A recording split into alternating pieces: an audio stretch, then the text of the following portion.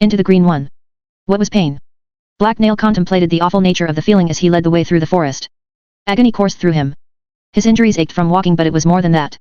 Something had been taken from him, and he knew he would never get it back. The absence enraged him. How dare they take what had been his? Harad had been his chieftain and Cedar had been his one and only master. Black Nail wavered slightly as hate boiled through him. Rage filled him to such an extent that it seemed to want to burst out from his insides like vomit, and he had to fight the urge to scream and rip apart the nearest bush or human scapegoat. The survivors of Warwick's attack meekly followed behind the hobgoblin. There were 13 of them, but Geralt and Kida were the only ones Black Nail knew very well. Scamp was also following meekly behind Geralt. It had only been a few minutes since they had fled their old base. None of the humans were scouts, so they didn't question the path Black Nail had chosen. They reeked of mind-dulling fear and sweaty defeat. Black Nail ignored their weakness and forged on ahead. Did you see Varus? Scamp asked Black Nail as he ran up to his side. No. Black Nail hissed back with barely contained fury. The little goblin's eyes were huge and shiny with tears. He looked both terrified and sad.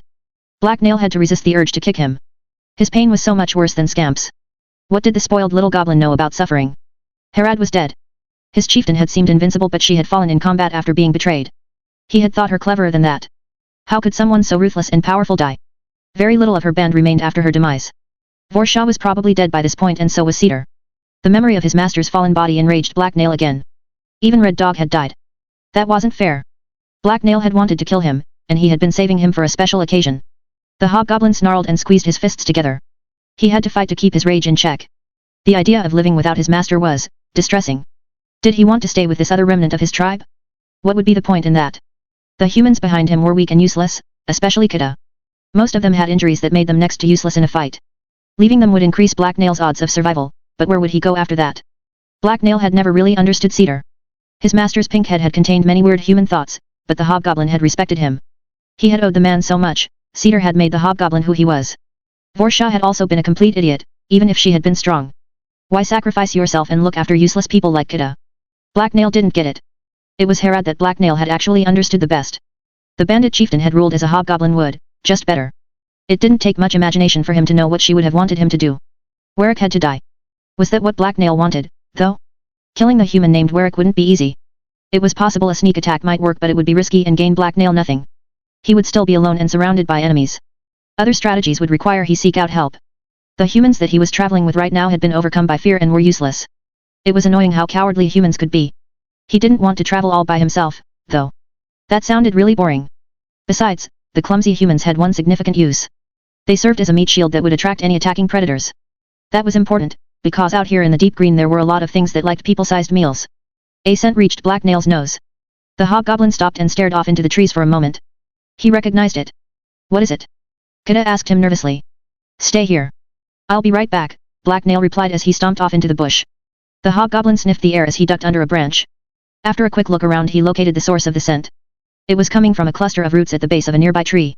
The tree itself was huge and its trunk rose up into the canopy where it blocked out the sun.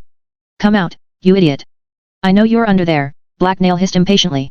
There was a shuffling noise and a second later a head poked out from the space between two large roots. It was Elias, and he didn't look all that happy to see Black Nail. What a stupid human. Elias looked pale and scared. His eyes didn't meet Black Nail's and he kept looking off to the sides. He seemed both afraid of the hobgoblin and everything else as well. Oh, it's you. I heard something and was afraid it was some sort of monster, other than you. Is it safe now? He asked nervously. A frustrated sigh escaped Black Nail's lips. What kind of idiot hid in a stupid place like that just because they had heard some noise? Instead of replying, Black Nail stepped forward and grabbed the man's shoulder. With a quick tug, he hauled him out of his hiding place. The young man was too petrified by fear to put up any resistance. There are some more people this way. Come with me, Black Nail told him. Thank the gods. I was afraid that I was going to be stuck alone or with just someone else, Elias whined fearfully. The stupid minion had obviously run off into the forest all by himself as soon as Harad had been defeated. He wouldn't have lasted a day if Black Nail hadn't found him. Elias owed him another favor now. It was only a short walk back. Elias trailed after Black Nail with a relieved expression on his face. They got a few looks as they approached the spot where the hobgoblin had left the others. Oh, a straggler. The bastard is lucky you found him, one of the bandits said as they spotted Elias. Ah, him. He's that kid that kept losing at dice. Why do we want him? Another male bandit remarked disdainfully. We already have Kida. He won't be any worse than her, Black Nail explained. The hobgoblin wasn't quite sure why he had bothered going after Elias. Had it been just out of habit? No, it was because Elias was his minion. He had lost too many tribesmen today to give up any more. Anyone that tried to take what was his would have to pry it from his clawed hands. True enough, The man replied. I guess he may as well join us. Hey! Kida exclaimed. I'm a better woods person than any of you asses. All the survivors started talking amongst themselves, but Black Nail took back his position at the front of the group and started walking again. He didn't care about what they said. Black Nail. Maybe we should stop for a second. Geralt had told him as he hurried over to the hobgoblin's side. The hobgoblin turned to look at the man. He was standing right behind Black Nail with a nervous smile on his face. There were mutters of agreement from the other humans as well. We need to keep moving, Black Nail hissed in response. I understand that, but we don't even have a plan. Where are we going? Geralt asked him. We're headed away from the people trying to kill us, Black Nail explained condescendingly. That should have been really obvious to everyone. Yes, but that doesn't tell us where we are headed, Geralt countered. Out of morbid curiosity, Black Nail decided to ask and see if any of the humans had something in mind. He stopped walking and turned towards them. Where do you want to go? He asked them. Geralt and the others started talking among themselves. Unsurprisingly, none of them had any good ideas. We should probably head in the same general direction as the road. It's not like there's anywhere else to go, someone commented. But if we get too close someone might stumble onto our trail, another replied. Warwick probably has a lot of men out looking for us. This discussion went on for a few minutes before Black Nail lost patience. He grunted in annoyance and started walking again. Hey, where are you going?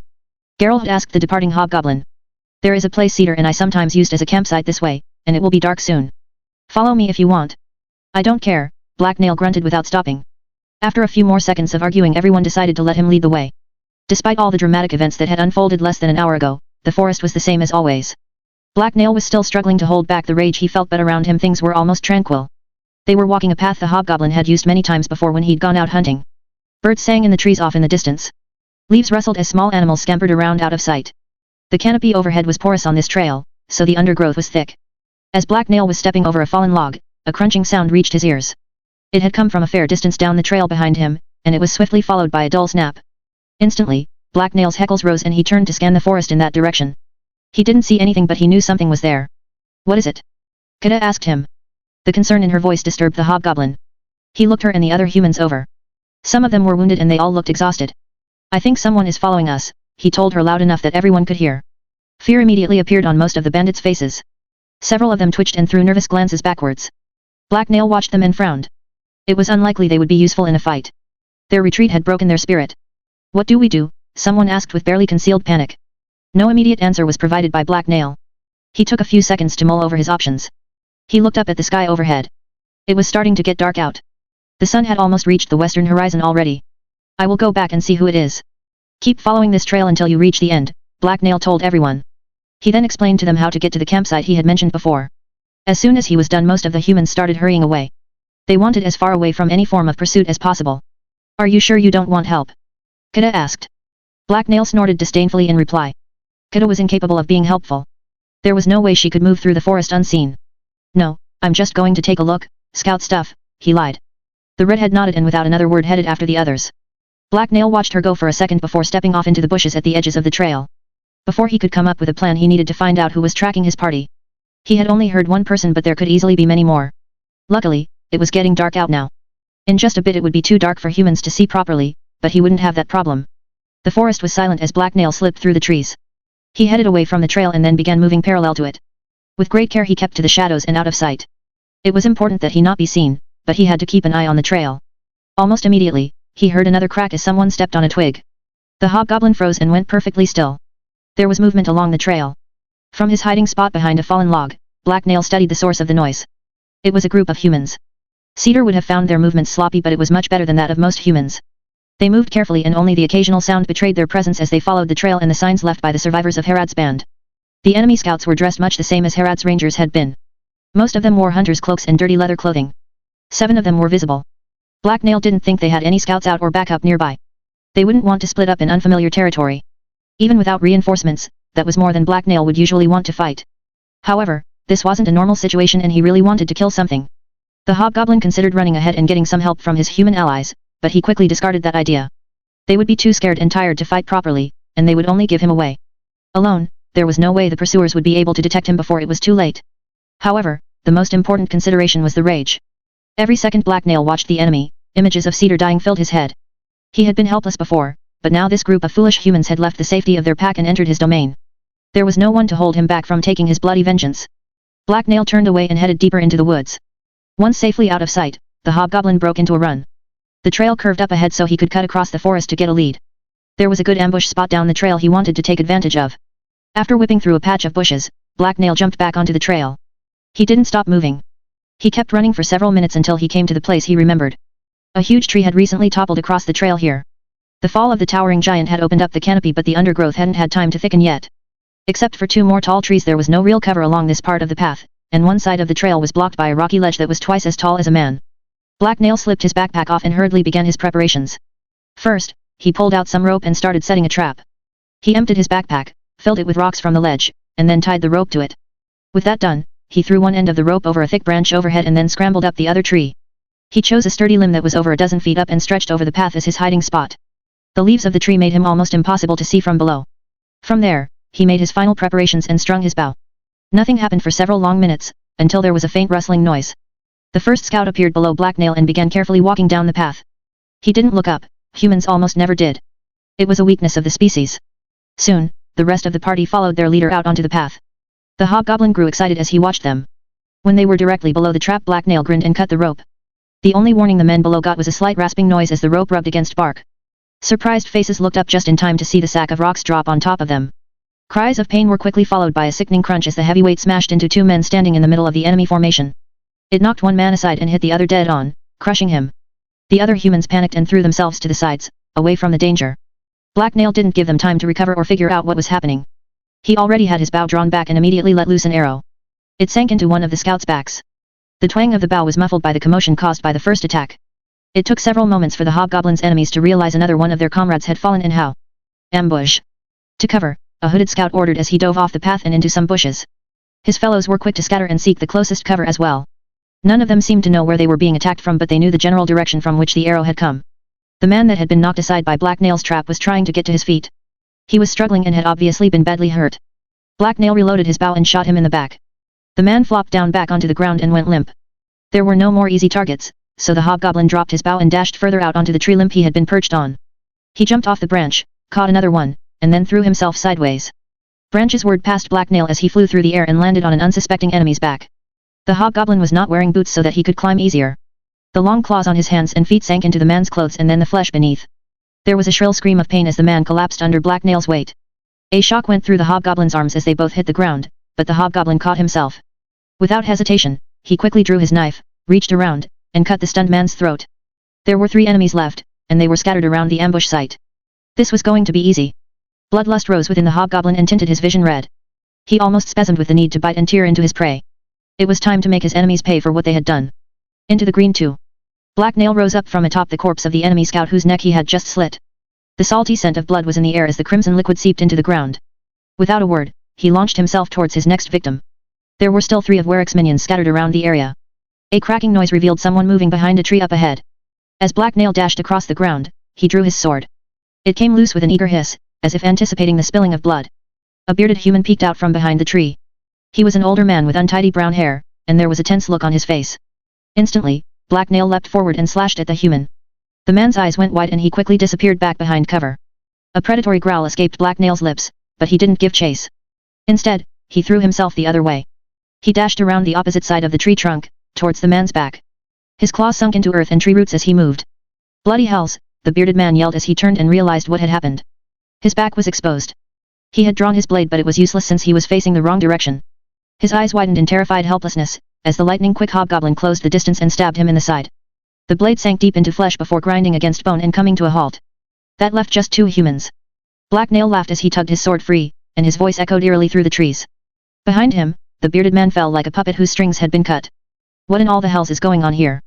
What is this? A panicked voice shouted from off to one side. It's him, the monster, someone exclaimed in reply. The Reaper of Dagger Point. The fearful tone caused an excited shiver to go down Black Nail's spine. The sound was full of weakness to be exploited. The hobgoblin licked his lips eagerly. He could practically taste their terror, and it was sweet and satisfying. It quenched a need. The last 2 humans were on the other side of the path and hiding behind a fallen log. There would be no benefit in giving his prey time to think and collect themselves, so Black Nail darted towards them and onto the trail. Just as he had reached the center of the path, a hooded figure rose and aimed a short bow at him. Sunlight reflected off the steel tip of the nocked arrow. It was aimed directly at Black Nail's face, but the hobgoblin ignored it. Unflinchingly, he stared directly into the archer's eyes and kept running straight. Time flowed slowly as Black Nail moved. His muscles were as taut as a coiled snake's as he prepared. His eyes glowed with hunger and hate as they focused completely on the enemy. The archer was a tough-looking human woman with short brown hair and a crooked nose. Her eyes shimmered with fear, but they also held steely determination. One well-placed arrow would turn the tide of the fight. The woman's gaze relaxed, and the tension left her face for a moment as practiced calm took over. The arrow flew free as the archer's fingers let it go, but Black Nail had already dived to the side. He had seen his opponent's expression change and known what it meant. The projectile missed the hobgoblin entirely and shot off into the forest. Mine. Black Nail growled triumphantly as he leapt forward and raised his blade. The archer jumped back and dropped her bow. She reached for the blade at her side, but she wasn't quick enough. Black Nail's sword cut into his opponent's exposed arm and drew blood. It wasn't a deep cut, but the archer stumbled back and lost her grip on the blade she was drawing. Immediately, Black Nail swung his sword around again, but his attack was interrupted. There was a rustling of leaves, as the last enemy ranger rose up from his nearby hiding spot and attacked with a swing of his own blade. The hobgoblin was forced to dodge out of the way of this new attack and bring his blade up defensively. There was a loud metallic clang and sparks as the two swords collided. Despite his strength, Black Nail was pushed back by the man's sheer weight. The hobgoblin smiled sourly as he absorbed the force of the blow by jumping backwards. He didn't like being pressed back by a human fatty. Damnation, it's really him, the new attacker cursed as he looked at Black Nail. He was a stocky human male that was dressed in the same rough clothing as the others. His long blonde hair had been gathered up into a ponytail, and he had a patchy-looking goatee. There was alarm in his eyes as he studied Black Nail. As soon as he landed, the hobgoblin brought his sword back up into a defensive posture. He met his opponent's stares and grinned savagely in a way that highlighted his pointy teeth. They flinched, much to his delight. They should fear him. Soon, he would tear them apart for daring to raise their weapons against him and his tribe. Cedar would be avenged. Nothing could save them. I'm going to chew your bones, Black Nail hissed menacingly. He wasn't actually going to do anything like that. Humans didn't taste very good, especially not the bones, but the idea of being eaten unsettled them in a way that simple death didn't, because they were dumb. It's a demon. It talks, the man stuttered fearfully. How can it speak? His words amused Black Nail. The hobgoblin had spoken up before that. This human was a particularly stupid specimen. Shut up and fight, the female hissed as she drew her sword. That doesn't matter right now. Black Nail's eyes flickered with interest. Her grab for her weapon had been clumsy, probably because her main hand had been wounded and she was using her weaker one. The man took a step forward. Immediately, Black Nail circled around away from him and towards the woman. She was obviously the weaker of the two. Cover me, she told her companion as she tried to step back. However, Black Nail didn't give them chance to coordinate. He dashed forwards and jumped onto a nearby log. It was a massive fallen tree trunk and slippery with moss, but Black Nail's exposed claws gripped the bark without any problems. Before his opponents could react, he sprinted along its length for a second before leaping back down onto the ground. His unexpected move placed him on the far side of the woman, out of reach of the man. Get back, the man yelled as he tried to circle around. He was way too slow. Black Nail launched a flurry of sword slashes at the woman. She desperately tried to block and parry the hobgoblin's blows but was clearly having trouble. Her use of her weaker hand slowed her reactions. As he crossed blades with the woman, Black Nail kept an eye on the man. Every time he tried to join the fight, the hobgoblin pushed the woman in his way or circled around in the opposite direction. His inability to get near the hobgoblin frustrated the man, and the woman began to tire. Both of them quickly grew red in the face as the fight went on. Suddenly, Black Nail stepped forward. The woman was slightly off balance, and a blow from the hobgoblin knocked her sword aside. She was now completely open to attack. The woman's face paled as Black Nail raised his sword again in one hand. She had no way to block his next strike. The hobgoblin grinned as he stared into the woman's terrified eyes. This was the end. However, before the hobgoblin could attack, the man leapt forward with his sword raised up above his head. His blade came down in a mighty blow that battered Black Nail's weapon aside. Instead of resisting, the hobgoblin relaxed and absorbed the force of the strike. As Black Nail spun around, the man's momentum carried him closer. As he staggered past, the hobgoblin casually drew a dagger with his free hand and plunged it into the man's exposed back. Humans are so easy, Black Nail purred happily as let go of the knife. In front of him, the man fell and began coughing blood onto the ground as he died. The long dagger had sunk deep and cut into his vitals. The woman squeaked and dropped her sword, before turning to run away. Black Nail sighed overdramatically. Humans were also slow. She had no chance of getting away. Really, what was she thinking? With dagger still in hand, the hobgoblin leapt forward and caught the woman's cloak. Instead of trying to pull her down, he simply tugged on it to slow her down and pull himself closer. She glanced over her shoulder, panicked, and immediately tried to backhand him. The blow missed as Black Nail ducked under it. He took the opportunity to tackle her legs, and they both fell in a tangle. As he hit the ground with a thump, the hobgoblin was tempted to burn elixir so he could quickly overpower his enemy. He resisted the urge though, since he had very little left in his system and only one vial. Dirt and debris from the forest floor was thrown into the air as they rolled. Black Nail fought to keep his hold on the enemy scout. With a grunt of effort, he pulled himself up onto her chest as they suddenly came to a jarring stop. The woman tried to buck her hips and throw him off, but Black Nail easily held her down. He hissed menacingly as he placed his dagger against her exposed throat, and she went perfectly still. Oh gods! Oh gods, no. Please spare me, the woman begged tearfully. This reaction stumped the hobgoblin for a second. He stared down the now crying woman's face and hesitated. A flicker of emotion stirred within his chest as he studied her face. Why would I do that? It would be stupid, he asked her curiously as tilted his head to the side. Please spare me, the woman continued to whine. Black Nail frowned and shook his head disdainfully before answering. You're trying to kill me, so I need SS to kill you first. That's how this works, and I hate you. You killed my tribe. Ending your life will make me feel much better, he patiently explained. The suppressed anger he had unleashed at the start of the fight still roiled within him, but it had mostly been spent. Victory was now his, and with it came smug satisfaction. He wanted to drag out the fun for a little bit, and was honestly curious what she was going to say. Did she have something valuable to offer him? You can have all our gear and coins, she told him frantically. Black Nail scratched the back of his head. That idea didn't work for him. Even bringing it up was stupid. I can just take your stuff after killing you. Not having you running around is much better for me, he pointed out. The woman stared at Black Nail for several long seconds without replying. She seemed to have regained some measure of self-control and was studying the hobgoblin carefully now, even though his dagger was still pressed against her neck. I can offer you pleasure, she told him. Black Nail considered her words. He had no idea what she was talking about, but he noticed her right hand was now concealed behind her back. It looked suspiciously like she was reaching for a concealed weapon. I already said I would enjoy taking my vengeance, he countered as he remained alert. But surely laying with a woman would be much more satisfying, she replied confidently. Laying with a, Black Nail mused as he thought her words over. Suddenly, his eyes opened wide in shock. A stab of pain went through his skull as visions of a certain woman from Dagger Point flashed through his mind. Even worse than the sights was the phantom smell of perfume. He didn't want to remember that. Black Nail flinched away from the woman and his cheeks felt hot. There was no way he was doing anything like that with a human woman ever again. Nope, that wasn't happening. If it hadn't been for that perfume, he would never have let that smirking woman control him like that. As the hobgoblin was working to repress painful memories, he felt the person beneath him shift. His eyes focused in time to see a dagger plunge towards his side. Quickly, Black Nail threw himself sideways out of the way of the attack. The knife cut through Black Nail's shirt and grazed his ribs. The woman took advantage of his movement to throw him aside and scramble back onto her feet. A second later, she was dashing off down the trail that led back towards Herad's old camp. No fair, the hobgoblin grumbled bitterly as he jumped to his feet. She had almost stabbed him while he had been thinking. Even worse than that, she had made him recall things he had been repressing for months. Rather than pursue his escaping enemy, Black Nail picked up the bow she had dropped earlier. He grabbed a few arrows off the ground as well, and then he leapt atop the huge fallen log again. He took careful aim and then shot the fleeing woman in the back. She instantly crumbled and then rolled across the ground until hitting the base of a tree. Black Nail stuck his tongue out at her corpse before turning away dismissively. He hadn't felt like chasing her down and tackling her again. Her disturbing offer had totally ruined his vengeful moment. Why did humans think he wanted to mate with them? Several members of Herad's band had mentioned stories about hobgoblins raping humans. They were so fat and tall, and also pink. How was that attractive? Black Nail wanted to rant at the woman for suggesting such a thing, but she was already dead. In the hobgoblin's experience, it was human women who came onto him. Not that he wanted them to. They were perverts. All the enemy scouts that had been following his group were dead now. Black Nail sighed resignedly as he looked around at their remains. What was left of his fury and outrage swiftly began fading away. The killing had sated his bloodlust, but he still felt oddly hollow. The meager vengeance he had taken hadn't made him feel any better. Cedar and his other tribe-mates were still gone and would never be coming back. The emptiness still ached. If killing half a dozen minions hadn't filled the void within him, then he would just have to find something else that would. The answer was simple. Warwick was the one who had taken his tribe-mates. Nothing would be right until that smug human was dead. An idea occurred to the hobgoblin. Warwick thought he had won, that the battle was over, but that was not the case. Black Nail didn't like the idea of his future prey feeling relaxed and triumphant as he rummaged through the spoils of Herad's camp.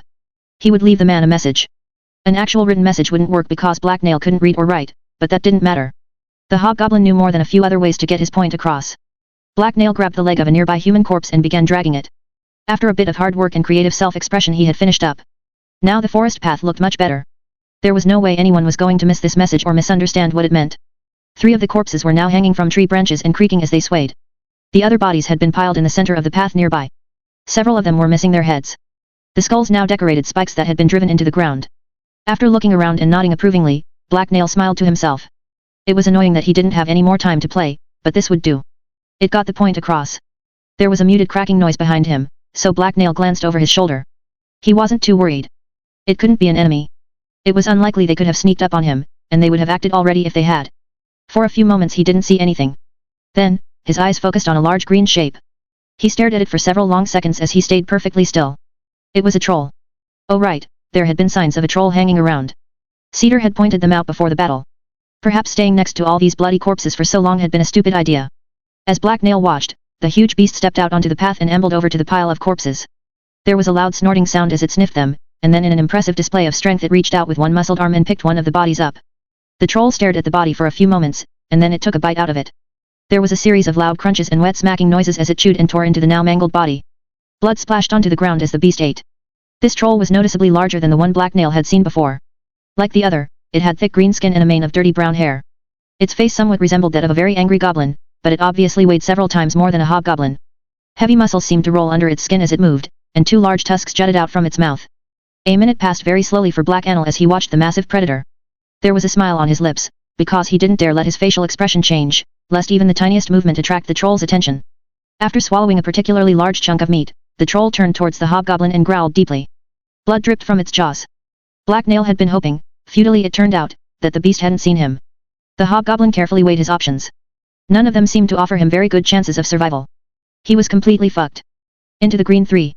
The troll growled menacingly as it glared at Black Nail. The sound was full of raw rage and hunger. A shudder went down the hobgoblin's spine, and he instantly understood what the beast was trying to communicate. Yep, you can have those, Black Nail stuttered nervously with false cheer. Consider the meat a gift.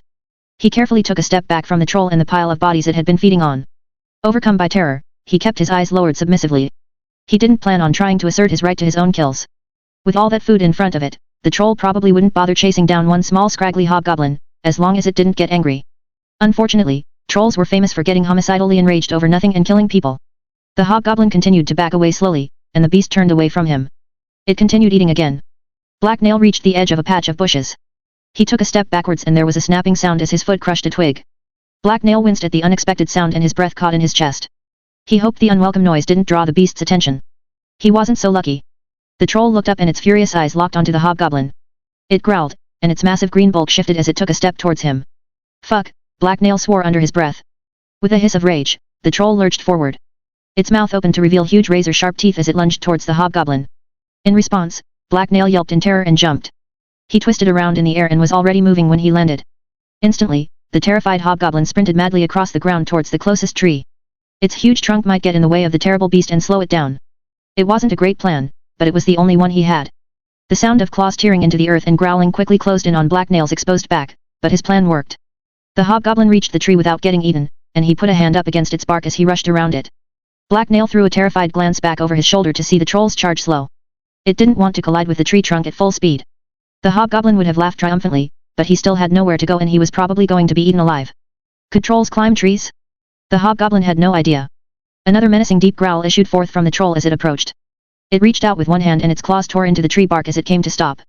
Fury radiated from the beast as it studied the hobgoblin hiding from it on the other side of the tree. Go away, please, Black Nail said as he stared at the unstoppable predator with eyes wide with fear. I'm just a little hobgoblin. You don't want to eat me, I probably don't taste nearly as nice as a fat juicy human. He was totally fucked. The hobgoblin whimpered softly to himself and his stomach felt sick. There was no way he was going to survive this. Black Nail had seen how fast trolls could move and how hard they were to kill.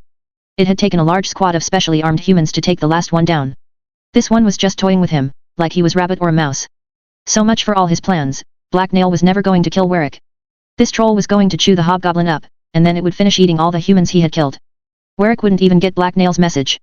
It would look like a troll had killed the scouts. It had all been pointless. The troll smelled of foul meat and rot. Its muscles flexed as it crouched low and prepared to spring towards Black Nail. The hobgoblin drew his sword. It was a pitiful weapon, but maybe he would get lucky, and piss the beast off enough that his death would be quick. There was a rustling sound as a breeze blew through the forest and shook the branches on the trees. For a second, the scent of the troll was replaced by that of leaves and soil. Then the moment ended, and the beast leapt. Its eyes glowed with hunger as its massive jaws opened in preparation to feed. Pure terror overwhelmed Black Nail and he froze. Time moved slowly, as his eyes widened with shock. The troll was fast and its jaws promised inescapable death. There was no way he could possibly get out of the way. As the beast lurched through the air towards him, something hit it. The troll was knocked sideways as a long wooden spear slammed into its flank and sunk deep. There was a thunderous crash as the beast hit the ground. It roared in fury and pain from the unexpected assault. Black Nail stood there and watched uncomprehendingly. He twitched slightly but didn't otherwise move. He had no idea what was going on. A second ago, he had been staring at the open troll jaws that had been about to bite down on him. With tremendous force, the huge spear was driven deeper into the troll. There was a snapping sound as it pierced right through the green predator and sunk into the ground, pinning it there.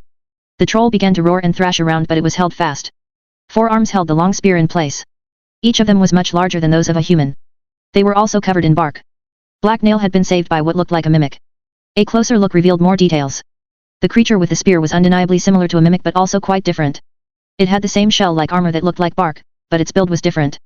Its tall body was much bulkier and had fewer growths with leaves protruding from its back. The biggest difference was the face.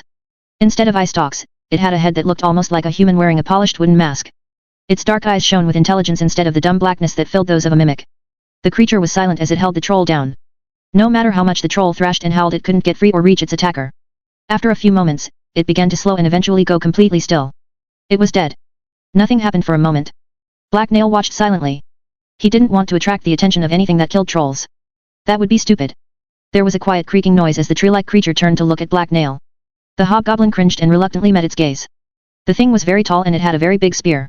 However, the creature simply looked curious as it studied Black Nail.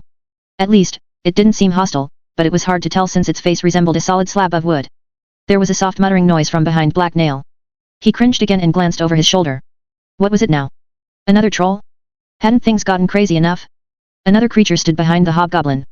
It sort of resembled the spear holder, but it was much smaller and only had 2 arms. It also had a carapace that resembled bark, but pale green flesh was visible in the joints. Black Nail felt his jaws go slack with surprise as he studied the second creature. It sort of looked like a human. In particular, it looked like a woman wearing oddly shaped wooden armor, even if it wasn't really human. A mass of long vine-like tendrils grew from the back of its head, and its face was soft and fleshy.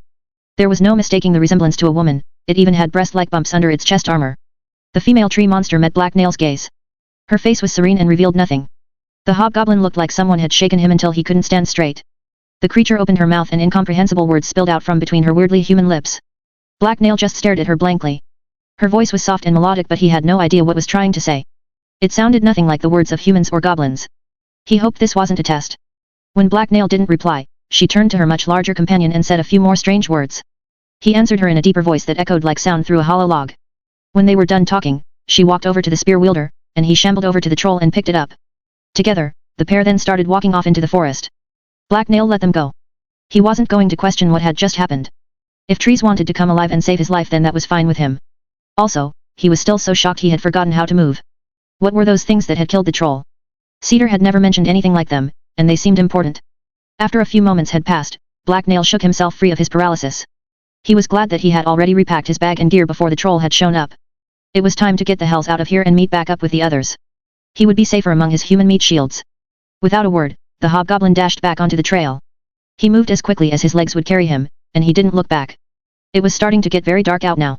Dusk had passed and the sun was well past the horizon. Even Black Nail's hobgoblin eyes were having trouble seeing through the gloom of night. The only sound that reverberated through the forest as Black Nail scrambled down the trail was the sound of his own heavy breathing and frantic footsteps. This didn't reassure him much. He hadn't heard the strange tree creatures approach at all, and they had been near silent when they had left. He simply had to hope that they weren't following him or that he could outrun them.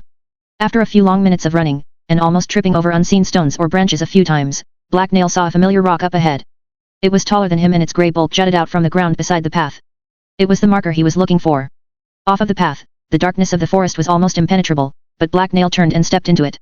This was the way to the campsite where he had sent the others. A lot had happened today. Black Nail had fought a battle, lost comrades, hiked through the forest, gotten into another fight, and then seen things he didn't understand. He was too tired and sore right now to even process it all. Even if it was too dark out now to see footprints or other signs, Black Nail could still follow his comrades' scent through the forest.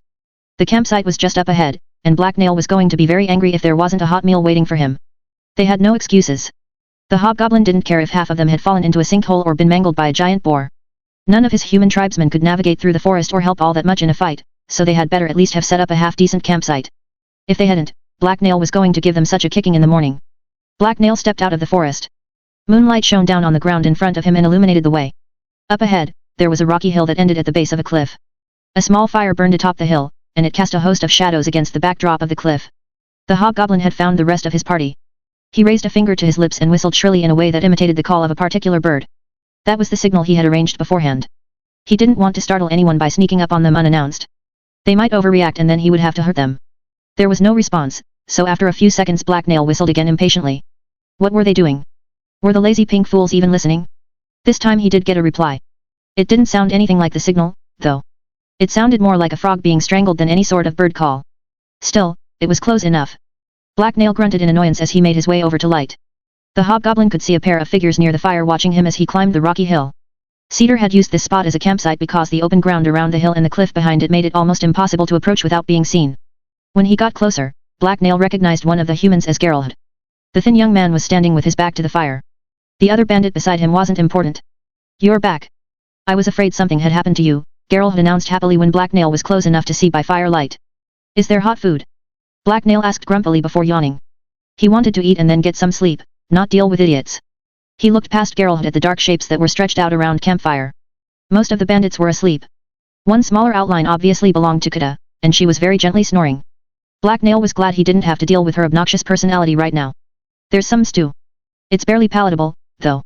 We only had one pot, and none of us had time to get proper rations, so we just threw whatever we had in," Geralt had explained as he pointed to a small iron pot that had been set on a stone beside the campfire. "Fine," Black Nail grumbled as he walked over to it.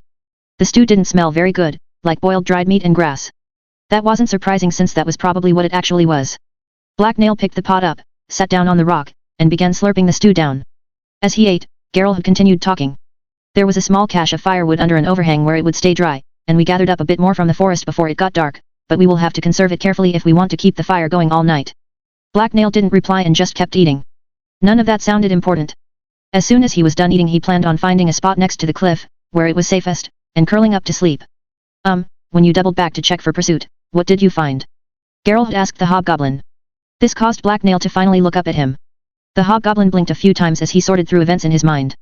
He had no idea how to answer in a way that was both truthful and which wouldn't invite a million more annoying questions, so he lied. "I didn't find anything worth talking about," he eventually replied. "So then, what was all the screaming we heard about?" Geralt asked in surprise. Black Nail stared blankly at the thin bandit for a second, and then his gaze shifted to the man's tiny pink ears. Humans had such terrible hearing that the hobgoblin had just assumed they hadn't heard anything. "But then I ran into some of Warwick's men and killed them," Black Nail explained reluctantly. "You don't need to worry about them. We're safe now." "And the bestial roars?" Geralt asked next. "I stepped on a pine cone. It really hurt," Black Nail replied deadpan. This answer clearly didn't satisfy Geralt, but there was no way the hobgoblin was going to admit to even seeing a troll. It would bring up too many other questions he didn't want to answer, and the humans didn't need more reasons to be afraid and useless. Black Nail ignored Geralt's questions and told the man he was going to sleep. Reluctantly, Geralt left the hobgoblin alone and went back to take his turn on watch. When he was gone, Black Nail found an empty spot and unpacked his blanket. The familiar softness of the cloth comforted and relaxed him. He yawned as he spread it over the hard ground and then lay down. It smelled like home.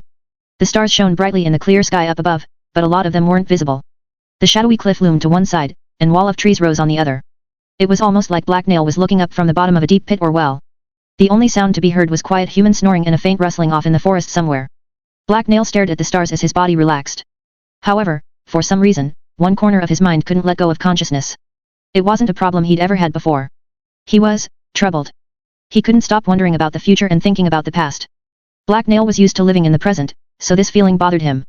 It was like the illusion of the pit that surrounded him was real, instead of just in his mind. He had fallen into darkness. What did he do now that he had no master? What did he do without Cedar? The howl of wolves echoed from off in the distance. Their sound was faint, even to his amazing ears, but easily recognizable. Black Nail listened and a wave of memories washed over him. Cedar had found the sound beautiful. He had said it was the sound of the north. Black Nail didn't feel the same way. The howling reminded him of how vast the green was, and of all the strange things that lived within it. Wolves were just dogs and they were associated with his enemy. One day, Warwick would die at his hands. The hobgoblin focused on that thought until he drifted off to sleep. Into the green for. The early morning twitter of cheerful birds filled the air. Black Nail was repacking his bag and preparing to start hiking again. All around him, the other remnants of Herod's band were getting ready to move as well. When you were being hunted down by an army, it was important to rise early and keep moving. Over a quick breakfast, the bandits had decided to keep following the trail they were on as it paralleled the road north. They didn't have a lot of options. Heading back would be suicide and there was nothing for them to the south. Most of them were wanted men and the others didn't have the papers necessary to avoid being press-ganged into the army. The plan was to use the trails for a few more days and then slip back onto the main road. The forest path kept them hidden, but it was also less direct and slower going.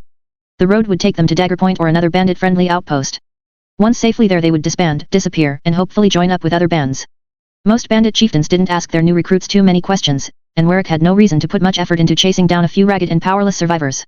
This plan didn't sit well with Black Nail, but he couldn't argue against it. It was frustrating, but he had no idea what he should do now. Would another tribe of humans take him in? Did he even want to join up with anyone? Well, if he didn't find a new tribe to join, he could always just do what he had done the last time he had gone to Dagger Point. Living on the streets, stealing food, and killing people for fun and profit hadn't been so bad. A hobgoblin could do much worse. Black Nail's idly thoughts were interrupted by Geralt walking over to him. The man seemed to be muttering to himself. All that morning, the thin bandit had been looking sickly and depressed. "Ah, Black Nail. How are you doing?" he asked the hobgoblin. "We face a cruel new dawn today." "I've been better," Black Nail replied as he eyed the young man critically. "Did he want something?" "Those are my general feelings as well.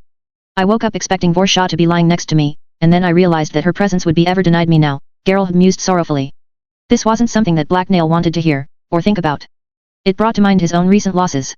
There was nothing he could do about that right now, so he was trying to avoid thinking about it. "You should be getting ready to move," the hobgoblin pointed out sourly.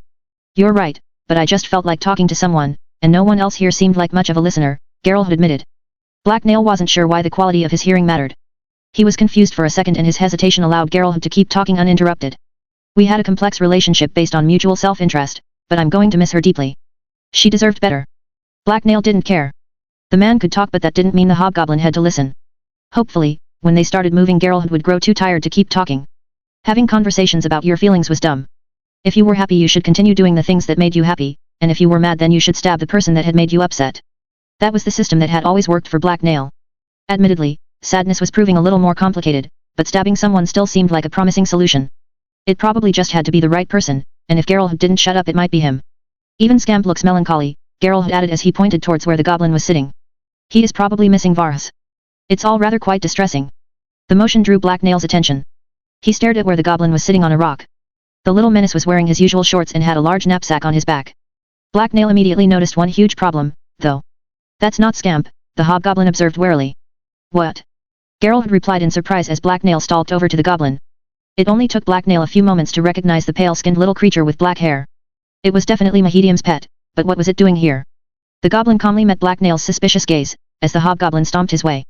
There was a relaxed look on its face which annoyed Black Nail. How dare the little creep come into the hobgoblin's camp without asking permission or offering tribute? "What are you doing here?" Black Nail asked the goblin as he snarled down at it. "Following you, Great One," the creature replied politely. This response startled Black Nail and threw him off track. He hadn't even known the goblin could talk. Still, it was being properly respectful, at least. "Where did you learn human speak?" he inquired in shock. "I listen to people and talk to Scamp," the goblin answered simply. That made sense, but it was also deeply suspicious. Black Nail didn't like the idea of the little goblin sitting in a dark corner while secretly listening to everything everyone said. Worse, he had probably been learning things, on purpose. What kind of goblin did that? Learning was something you should only do when you had no other choice. "Where is Scamp?" Geralt asked as he walked up beside Black Nail. "Nothing happened to him, right?" "Over there," the goblin replied neutrally as he pointed towards the forest. Sure enough, a small green figure could be seen walking along the tree line. The goblin appeared to be rooting through the underbrush for bugs or other sources of food. That was normal behavior for Scamp, but there was something very odd about Mahedium's goblin, and Black Nail intended to put him in his place. He was the hobgoblin here and this goblin was too arrogant. "Fine, but what's in the sack?" Black Nail asked as he smiled smugly and nodded towards the bag on the goblin's back. Something flickered behind the goblin's eyes for a second before he responded. He had thought something over with alarming speed. "I take shinies from Mahedium," he told the hobgoblin humbly. "You can have if you want, very tall stabber of humans, but it heavy." Black Nail scowled in disappointment as he flipped the sack open and peered inside. He hadn't expected the goblin to offer him the bag. That took the fun out of taking it from the goblin. However, he did like the titles the goblin was giving him. Black Nail knew his height was just perfect for a hobgoblin. "That certainly looks like stuff from Mahedium's lab," Geralt added as he leaned over Black Nail's shoulder. The little goblin must have grabbed whatever caught his eye before fleeing the fire and following your scent. He must have thought it would be safer to follow a hobgoblin. The inside of the bag was indeed stuffed full of items that looked like they had come from the mage's cabin. None of the junk at the top was all that interesting or useful during a long hike, and Black Nail didn't want to dig deeper in case something exploded. "You can keep it," the hobgoblin announced as his scowl deepened. Geralt's explanation didn't satisfy Black Nail. There was something off about this goblin and the way it acted. However, if the goblin wanted to drag heavy junk through the forest for who knows how long then Black Nail wasn't going to stop him. "Thanks, wise master," the goblin responded as he nodded respectfully. "He needs a name. What should we call him?" Geralt interjected happily. What was this now? For some reason, the bandit's mood had picked up. Black Nail and the goblin both turned towards Geralt. "Our new compatriot needs a name, like yours and Scamp's," the young man explained. "He doesn't have one yet, right?" "Nope," the goblin confirmed as he sat there with an indecipherable expression on his face. After thinking it over for a few seconds, Black Nail realized that Geralt was right. Naming the goblin would be useful. Unfortunately, the hobgoblin didn't really care all that much and no good names sprung to mind. "I'll just call him Gob," Black Nail announced. This name didn't appear to please anyone else. Geralt winced as if in pain and the goblin vigorously shook his head in denial. How about imp, after the demon that punishes the arrogant who turn away from the gods? Geralt had suggested. As if a goblin needed fancy name like that. Well, it didn't matter. Black Nail didn't feel like arguing about something so stupid. Whatever, he said before snorting disdainfully and turning away. After a few minutes passed, everyone had finally gathered up, and they were ready to get going. With Black Nail leading the way, the surviving bandits entered the forest and made their way back to the path. Hiking quickly grew monotonous. The trail was rough, uneven, and thin, so the going was difficult and tiring. Several of the humans started talking quietly amongst themselves to pass the time, and their conversation drew Black Nail's interest. So, the hobgoblin is our scout, but who is our leader? We should really have one in case we need someone to take charge in an emergency, a bandit pointed out. Black Nail's ears perked up as he focused on the man's words. That was a very good question. He had been too busy fighting and working to consider the fact that their group was currently leaderless. They obviously needed a chieftain, and it should obviously be him. I should be the new leader, Black Nail politely suggested as he came to a sudden stop and turned around. There was silence for a few seconds as everyone else stopped and considered this. For some reason, almost no one but him seemed to think it was a good idea. How do you figure? A male bandit asked with surprise and doubt plain in his voice. I'm the strongest and smartest person here, Black Nail replied. I could kill you all or just leave you all to die in the forest. How could it be anyone else? The person part is arguable, a blonde bandit muttered quietly. I heard that, Black Nail replied crossly as he glared at the man. But he's still got my vote, the man quickly added as he flinched and smiled apologetically at Black Nail. Black Nail should totally be the new boss. Kada exclaimed, but everyone ignored her. I'm not following a hobgoblin, another man interjected heatedly. Just leave it. What are you going to do? Fight him? That's not going to make anyone here think you're smart, a woman replied. We do need him more than he needs us. Plus I'll kill you, Black Nail added helpfully. The humans took several seconds to talk among themselves. Surprisingly, it was Geralt who took charge. It's not like we have any other plan but to follow him, anyway. Why shouldn't he be in charge, he told the others. Well, I'm not going to be the one to tell the murderous hobgoblin slosher that he can't be the leader, a bearded bandit added. Can he even do the job? He's undoubtedly a great fighter, but it takes more than that to lead, someone else replied skeptically as he threw Black Nail a nervous look. I have a plan there, Geralt had countered before turning back to the hobgoblin. We've agreed that you're the best choice for leader, Black Nail, he announced. Good, Black Nail replied proudly as he straightened up and smiled. He was the leader. That meant he was better than everyone else, and that they all knew it. We also want to elect a sub-leader, in case you are too busy, doing important things, to take charge. You know, just in case, Geralt had added diplomatically. That made sense to Black Nail. He nodded in acceptance and the humans began talking among themselves. Having a sub-leader would just mean less work for him, and the leader already did next to no work. This was going to be great. You seem to be the hobgoblin whisperer here, so it may as well be you, the woman from earlier suggested to Geralt. After a brief but intense conversation everyone else agreed. Some people looked angry and disappointed but they didn't argue. They were probably just jealous of Black Nail's undeniable leadership skills. Alright, that's all settled then, Geralt had concluded. Black Nail took this time to plan his first move as the leader. He scanned the people behind him for a familiar face. Ah, there was Elias. The young bandit was way at the back and Black Nail had almost forgotten he existed. How silly of him. Since I'm the leader, I shouldn't carry my own bag, Black Nail announced before pointing at Elias. You should take them. What? That's not fair, the young man said in shock. Elias had been keeping to himself at the back of the party, but now he spoke up and looked to the others for support. No one cared. They shrugged or even glared at him for trying to drag them into his problem. Just do it, the man next to him said mercilessly. Also, if you drop anything or steal from me I'll kill you, Black Nail added as he passed the young man his bags. Fuck me, Elias swore as he took them. How did I end up here?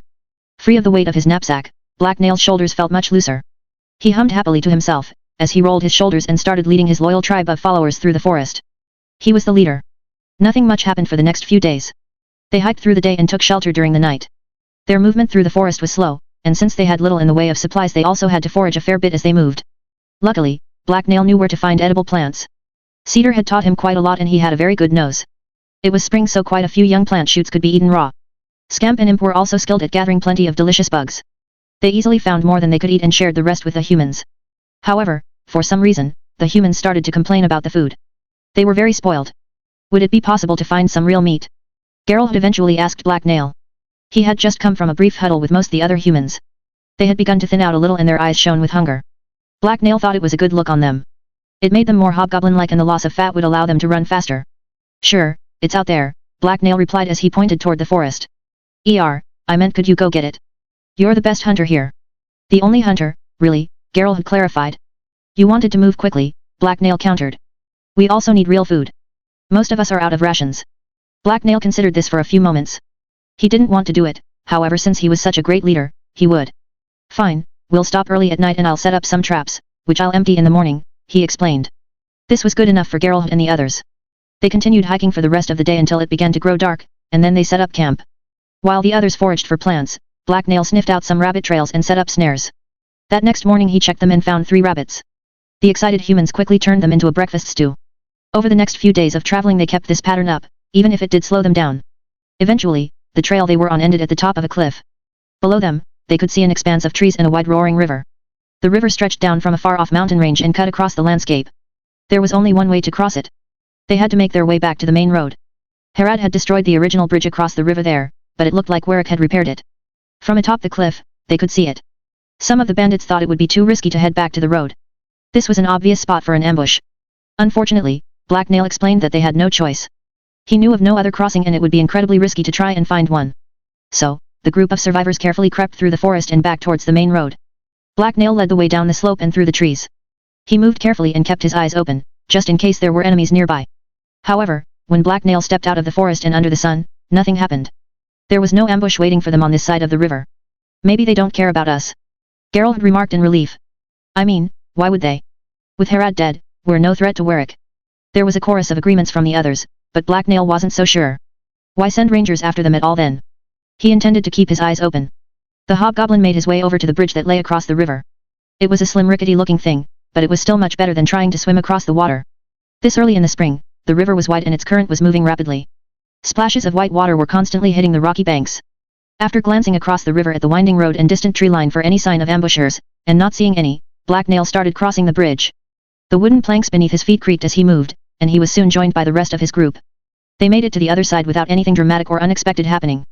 Black Nail glanced back over his shoulder in the direction they had come, before leading his party down the road. The mood of the party quickly started to pick up. Unlike on the forest trail, it was easy going on the road and the trees weren't so oppressively close.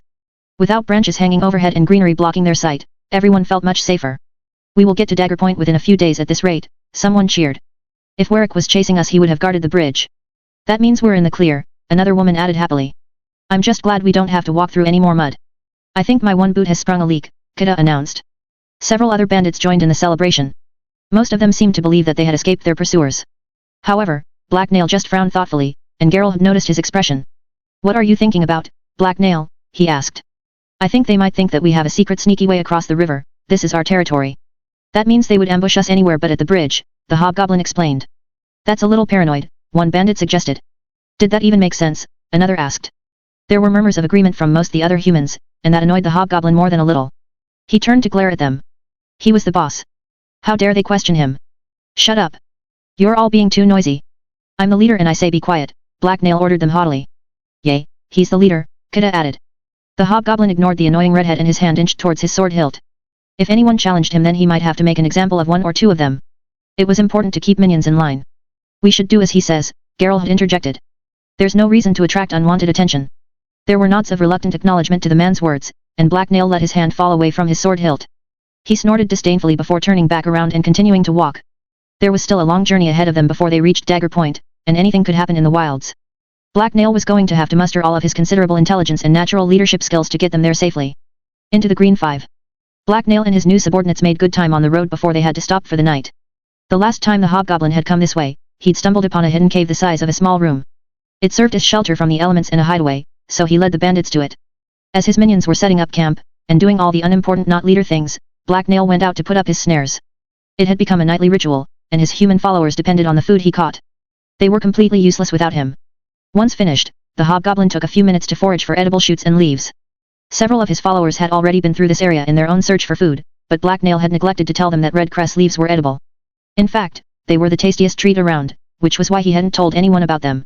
More for him. When he got back to the cave, Geralt was there to welcome him. Most the other bandits were seated around the cave and resting.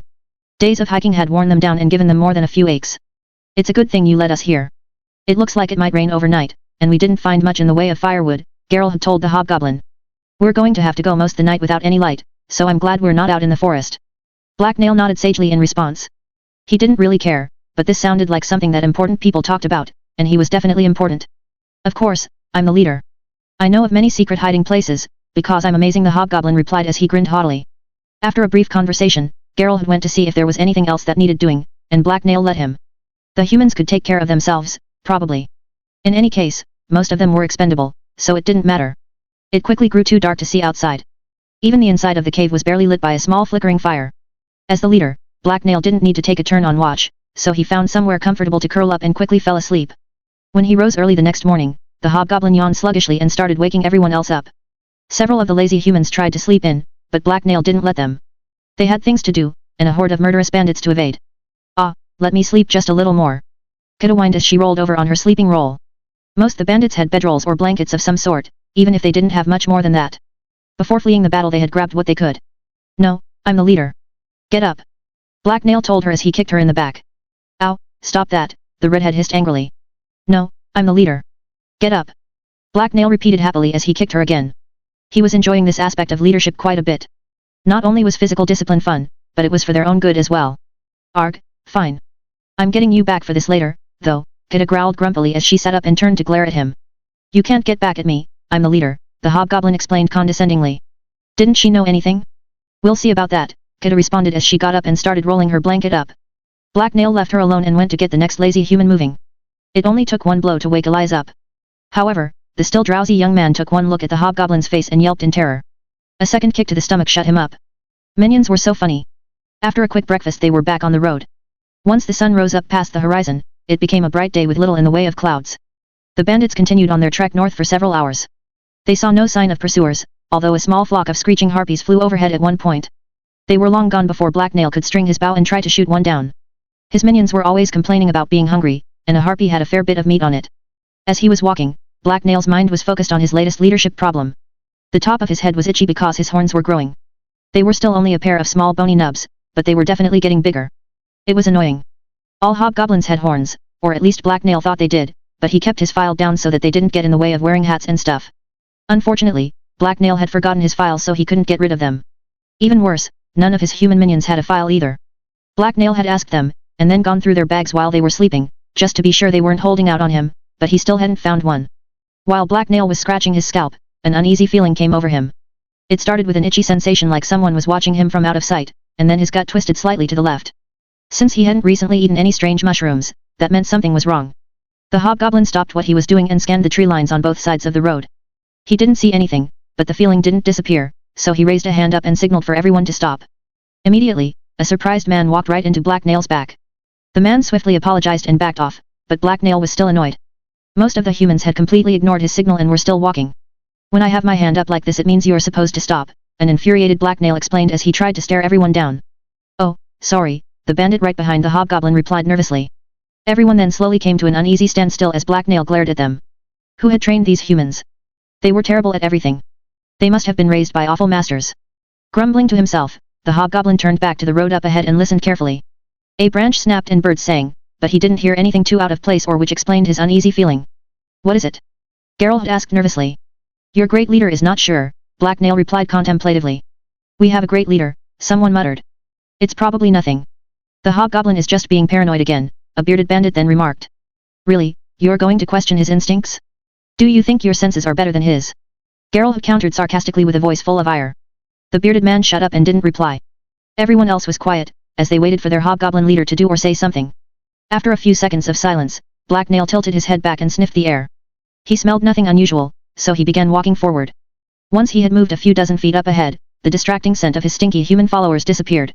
Black Nail sniffed the air again and then crouched down to press his nose against the dirt. He inhaled the scent of the road for a few seconds as he crawled around in a small circle. "What is he doing?" someone inquired. Did you catch a scent?" Geralt asked as the hobgoblin came to stop and stood up. "Your glorious leader has found something important," Black Nail replied as he brushed himself off. "What?" Kida asked. The young redhead sounded tired and irritable. It was probably because she wasted so much energy being annoying.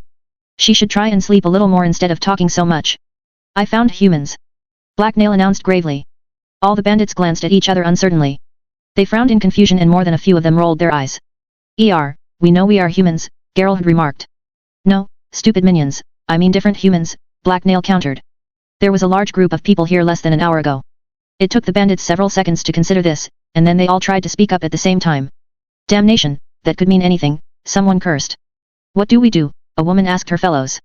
"It's probably Warwick's men." We need to know more before we do anything, the first person replied. Before the humans could get too loud and waste his time, Black Nail shushed them. They all fell silent immediately at the tone of his voice, and at the sound of his sword leaving its sheath. I'm the leader, so I decide what we do, he told them as he brandished the blade dramatically. And what's that? The woman asked guardedly. The other bandits also seemed nervous and unsure of themselves. Luckily, they had a leader to tell them what to do. Black Nail considered his options for a few moments before replying. Completely on his own, he quickly came to the conclusion that he needed to know more before he could decide. You all stay here, and try not to die. I'm going to look around, he ordered his minions. There were murmurs of disagreement, but Black Nail ignored them.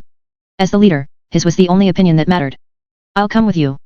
Kida offered with sudden interest. No. If she tries to follow me then stab her, Black Nail ordered Geralt as he turned away from his followers. Sure, the thin man replied uncertainly. I'll do it for you, if you want, a bearded bandit offered him. Black Nail ignored them and headed for the edge of the forest. No one followed him as he slipped into the shadows cast by the branches overhead. Stealthily, the hobgoblin slipped around trees and bushes. All his senses were alert as he searched the area for signs of any watchers. When he didn't see anyone, he began paralleling the road. It was only after several minutes of walking that he detected someone. As Black Nail was climbing over an old rotting log, a rustling sound drew his eyes towards a tree next to the road. There was a black-haired man crouching in the shadows there, where he couldn't be seen from the road, but where he could still observe anyone approaching from that way. Black Nail instantly recognized him as a sentry. His gear was also too similar to what Warwick's men wore for it to be a coincidence.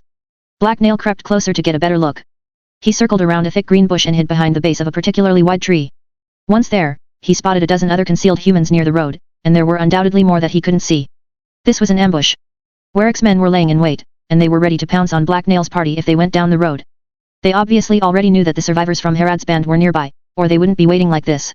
That meant Black Nail didn't have much time. It didn't look like the first sentry Black Nail had seen was visible to any of the other ambushers. The hobgoblin weighed his options. It was best to retreat as quickly as possible, and killing the sentry might alert someone. However, on the other hand, he really enjoyed murdering people. He was going to do it. He couldn't help himself. Quickly, Black Nail slipped out from behind the tree and closed in on the man.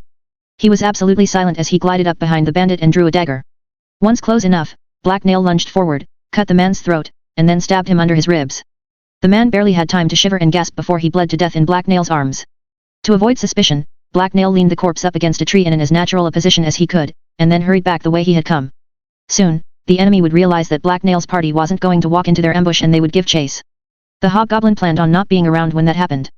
There was a small commotion when Black Nail stepped out of the bushes at the edge of the road. All his companions looked his way and started talking all at once. Black Nail noticed that Kida was seated on the ground and sulking. The bearded bandit from before was standing behind her with a hand on his sword hilt. The hobgoblin huffed in annoyance and signaled for Geralt to speak. He was the sub-leader after all. You're back, Black Nail. What did you find? The thin bandit asked nervously. Black Nail quickly filled everyone in.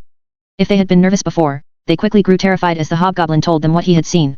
By this point, their reaction didn't surprise the hobgoblin. Had every coward in Herod's band somehow made their way into this group? The only person who didn't look afraid was Kida, and that was because she was too dumb to feel proper emotions. Before anyone could ask Black Nail the predictable and stupid questions that he was always asked at time like this, the hobgoblin growled and stared everyone down. Then, when he had their undivided attention, he explained his plan. It was a good plan. We're going to run away, he told them all. I think we should just take their ambush from behind. Kida suggested enthusiastically.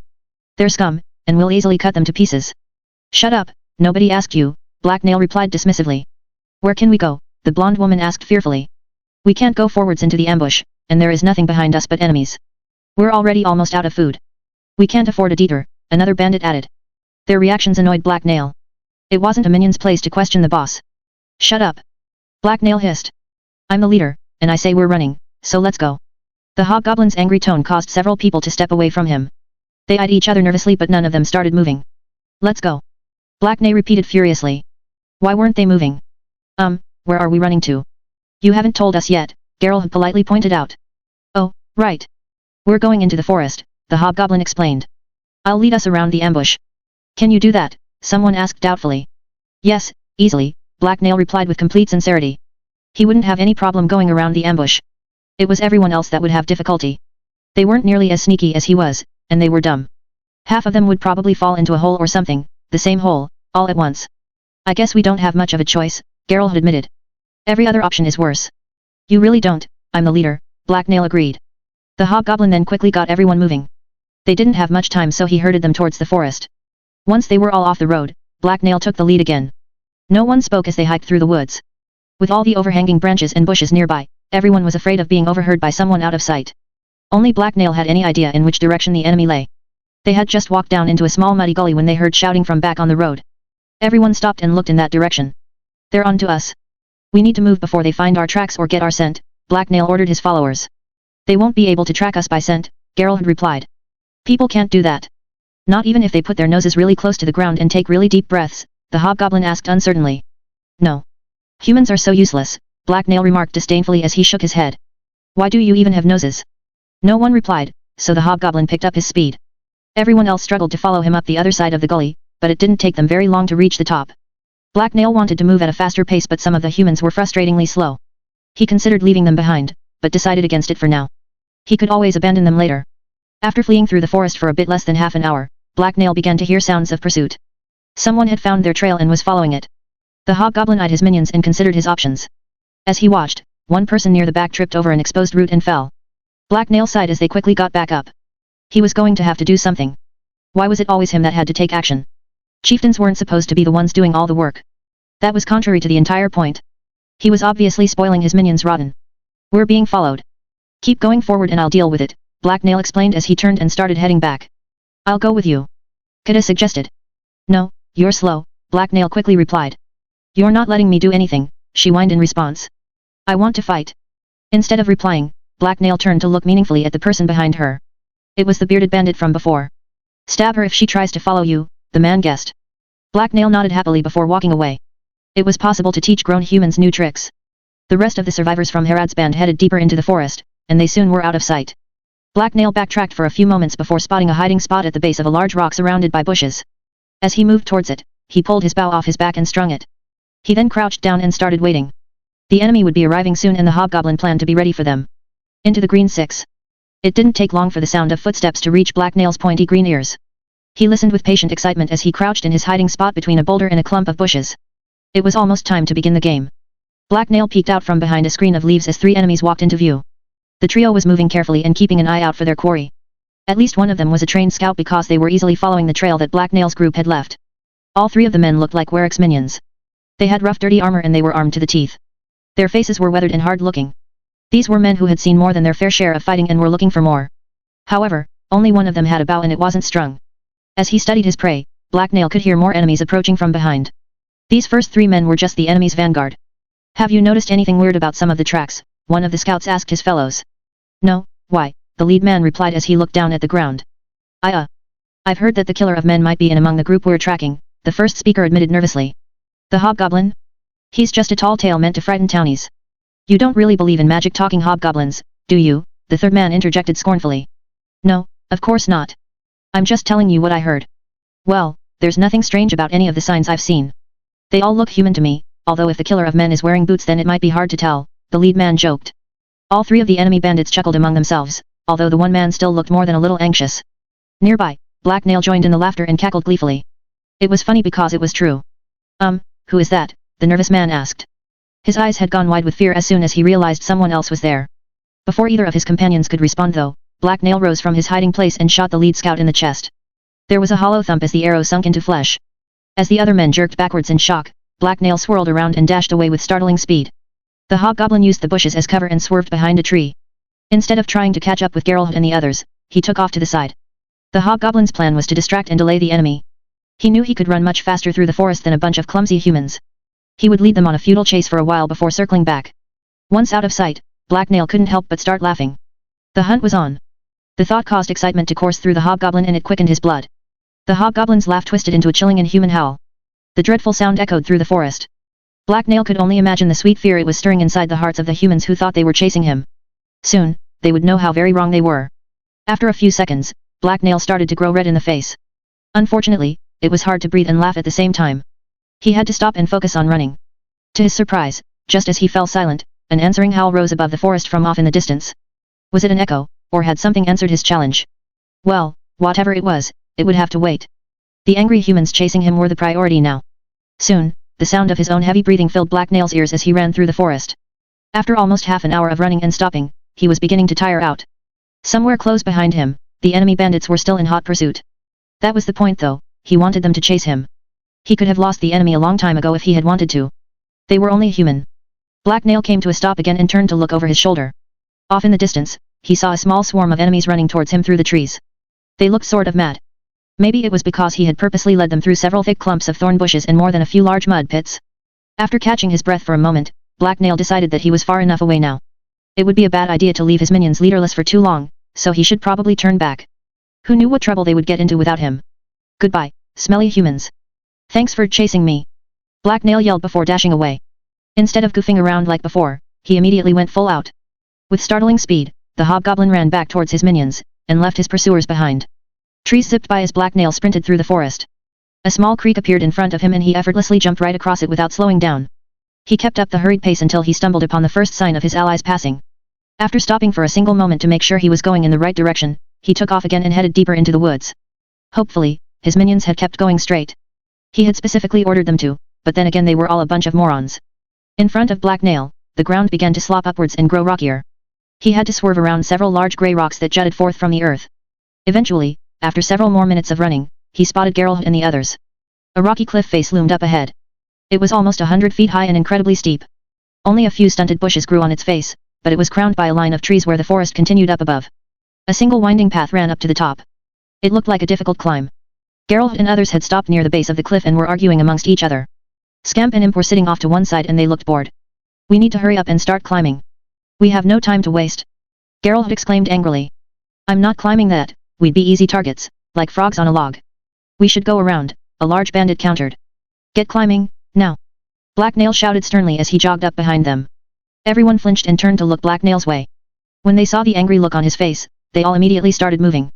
The hobgoblin took up the rear as they formed a line, so that he could punish any stragglers. They needed to hurry.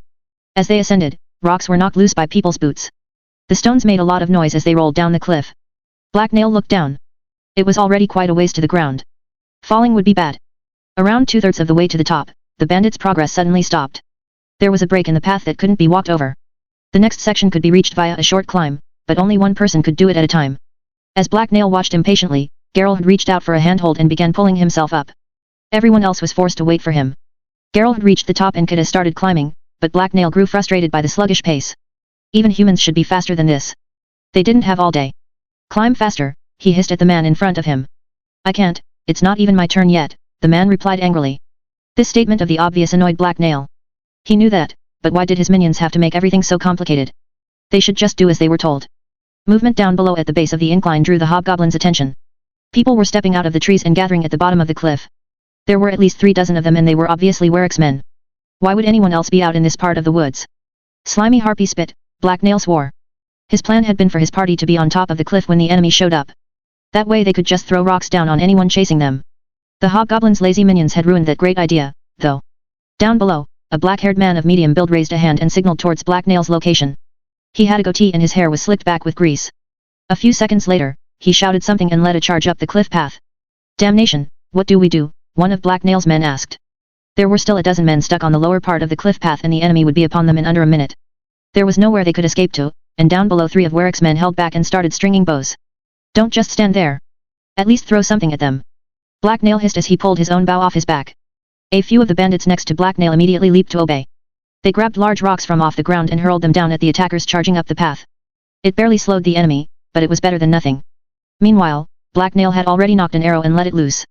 The projectile whirred through the air and into one of the unsuspecting archer's chests. He had been busy prepping his own weapon and hadn't even been looking up. As the wounded archer collapsed, Black Nail was already pulling out another arrow from the quiver one of his minions was carrying. He knocked it and took aim again. He fired off his second shot just as the enemy archers let loose. The arrows zoomed past each other as they flew through the air. Eep, Black Nail cried as he covered his head and ducked low. The ugly pink bastards had both aimed at him. The enemy's 2 projectiles buzzed over his head and slammed into the cliff face behind him. There was a loud cracking sound as one of them bounced off a rock and then hit his leg. The impact stung but it didn't draw blood. Black Nail ignored the pain and glanced back towards the archers. The hobgoblin grinned when he saw that one of them had fallen on his ass and had an arrow sticking out of his arm. That left only one still standing, but the hobgoblin didn't have time to worry about him. He dropped his bow and drew his sword. He was just in time, the goateed enemy leader was approaching quickly. With startling speed, he dashed ahead of his comrades and raised his blade up above his head. Before anyone but Black Nail could react, the man then slashed at the bandit standing next to the hobgoblin. There was a loud metallic clang as Black Nail extended his own weapon and blocked the attack. The hobgoblin's hands shook under the force of the blow, and he gritted his teeth. The goateed man's strength and speed were too high for a normal human, he had to be a slosher. Stinky troll piss, Black Kale cursed as he eyed his new opponent. The man looked surprised for a second and then smiled as he stepped back. The smug taunting grin on his face irritated Black Nail. The hobgoblin hated fighting sloshers. In a fair fight, human swordsmen were already a pain to deal with, even when they didn't use elixir. So, you can talk. I hadn't thought that was true, the goateed man remarked as he raised his sword and took a defensive stance. As he was doing this, the rest of the enemy fighters caught up to him. The cliff path they were all standing on was only wide enough for 3 or 4 people and the footing was treacherous, so most of them held back. Only a few of them could engage the closest of Black Nail's minions. No, you're stupid, Black Nail replied as fighting broke out around him. It was a terrible rebuttal, but it was the only thing that had come to mind. He was under a lot of pressure. The comment certainly didn't impress the enemy slosher.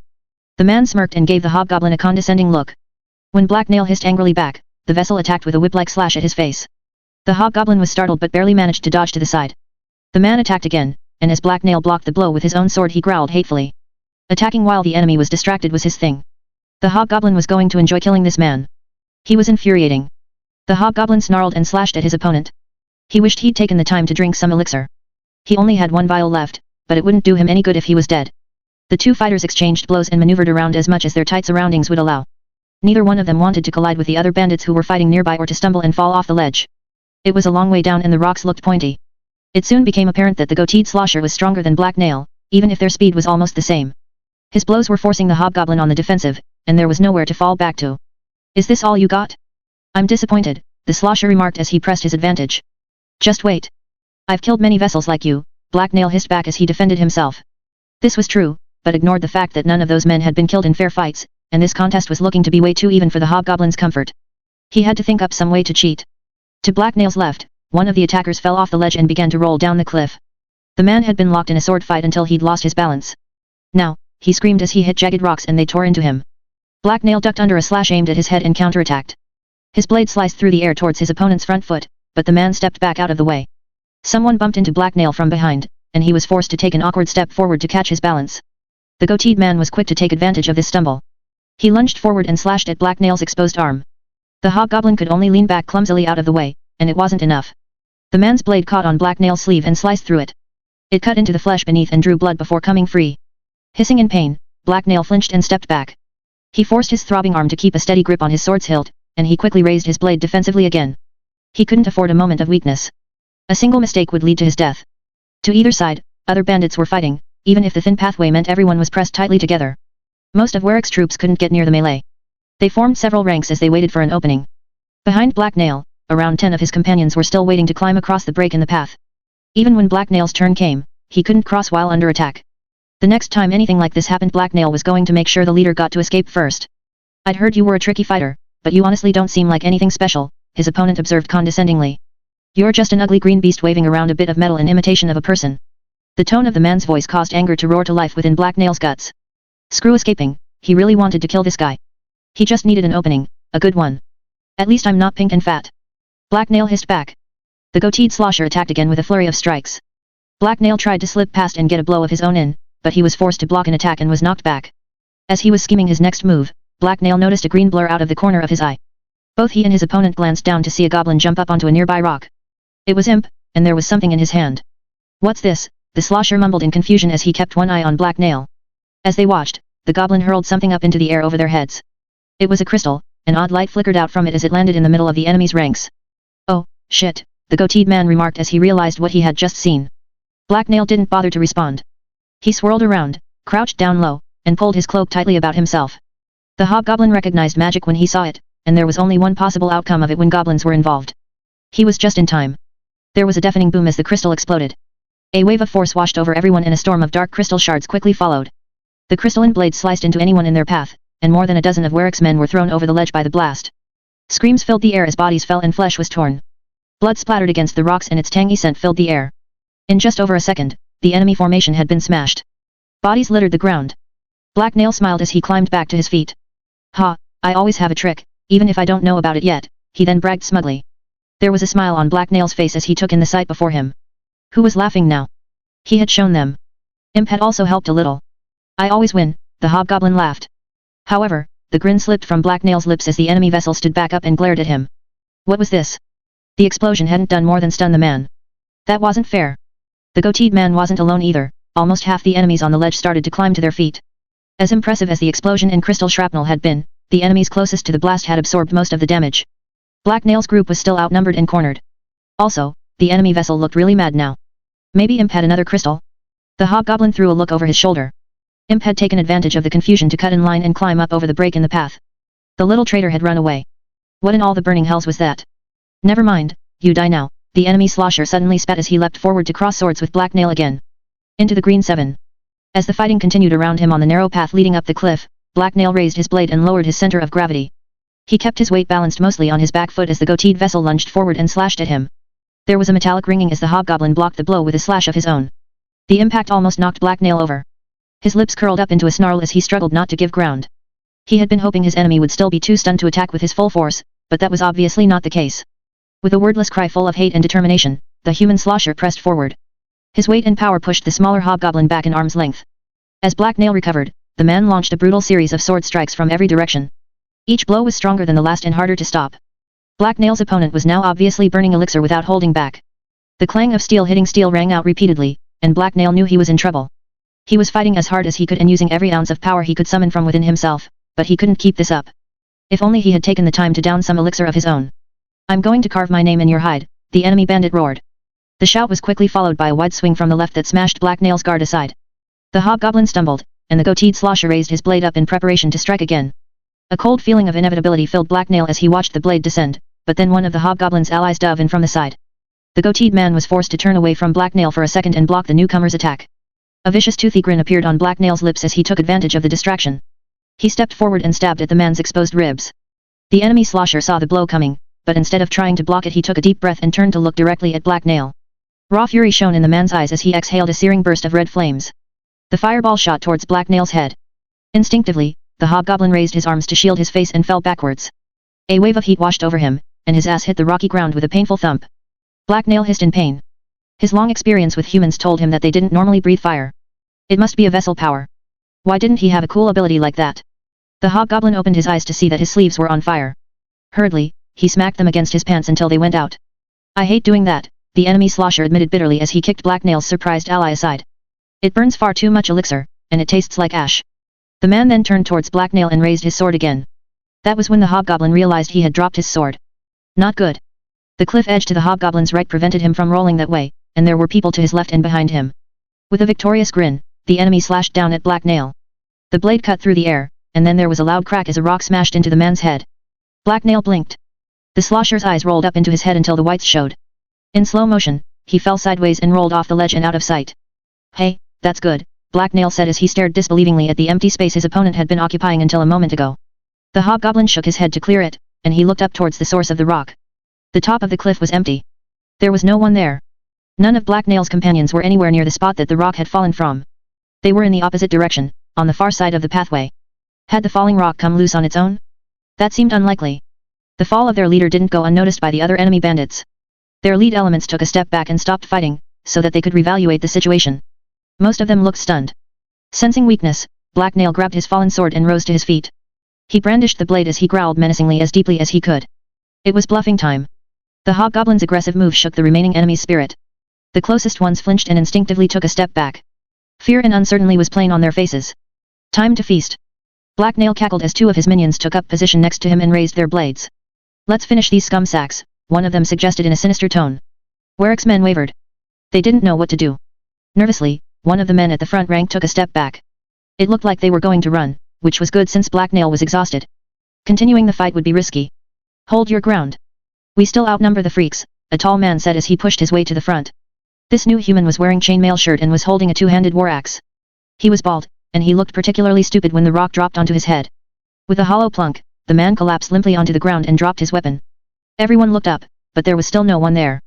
Curse this mess, one of Warwick's men swore as he turned and started pushing his way through his allies. The rest of the enemies quickly did the same, and their formation dissolved into chaos. They fought amongst themselves as they fled down the cliff and back towards the ground. Black Nail and his companions watched them go. Ha, I win, the hobgoblin bragged loudly as he puffed up his chest. He always won, even if he wasn't always sure how. He was amazing like that. What just happened? A confused voice inquired. Did someone race ahead to the top of the cliff and drop that rock? Another bandit asked as he looked up. No, there hasn't been enough time. This side of the way is tough going, Geralt yelled from the other side of the break in the path. That's weird. Maybe the gods are finally smiling down on us, the man standing next to Black Nail suggested with a cheerfulness born of exhaustion. Well, if there's anything up there we'll see it soon, Geralt had speculated. I just can't believe we made it out of that alive. Let's get the hells out of here, Elias suggested. We survived because I'm such a great leader. Look at all the foes we beat, and we didn't even lose anyone. I'm the best leader ever, Black Nail celebrated as he grinned at the bodies of Warwick's fallen men. We lost Marcus. He was cut down in the melee, and his corpse is right there, Geralt had responded as he pointed towards the man's body. Except for him, the hobgoblin corrected himself. And one person barely counts anyway. Every leader lost a minion here and there, even the best ones. Minions were like that, and Marcus hadn't been important. Black Nail didn't even remember him, since so many humans looked the same. Since it was possible that the enemy could return with reinforcements at any time, Black Nail and the other bandits hurriedly climbed over to the other side of the path. As Geralt had pointed out, the way past it was rough going.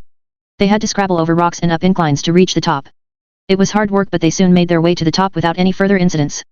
This time Black Nail went first, just in case. While he sat down and took a break, the person after him helped the others up. The forest continued on the top of the cliff. There was a thick line of bushes on the edge of the forest, where the sunlight got through, and then row after row of trees after that. Down below the heights, the leaves of the trees looked like a green sea. Black Nail could see the river and the bridge they had used to cross it off in the distance. From up this high, he could see for miles. Let's take a break here, Geralt had suggested as the last man was pulled up to the top. It was Elias, and he was still carrying Black Nail's bags. Yep, sounds good, and that was my plan anyway, since I'm such an amazing leader, Black Nail replied before yawning. Exhausted from the fight and the climb, everyone settled down to rest. Packs and bags were put down, and flasks of water were passed around as people quenched their thirst. Most of the bandits looked out over the cliff at the view that stretched out before them. Thank the gods that we made it. I thought I was going to die. Elias remarked in relief. Do you think those bastards will chase us? This cliff is easy to defend and it stretches a fair way in both directions. They'd be fools to try and go around it through the green, one of the female bandits replied. True, but what do we do now? Geralt mused aloud. We can't go back to the road and we're almost out of supplies. There was a few seconds of silence as everyone digested this unwelcome bit of information. No one could think of a reply. Eventually, it was Geralt that broke the silence again. We'll have to find a trail and follow it north. It will be tough, but Black Nail should be able to keep us going in the right direction and find us enough food to get by, he said. Of course, Black Nail can. We have nothing to worry about, Kida exclaimed confidently. Black Nail's a hobgoblin and was trained by Cedar himself. He's like the best scout ever. That will take weeks of hiking through the green. Elias protested. Trying that without real meals sounds like nothing but a slow death to me, and who knows what we'll run into out there. We don't have much of a choice.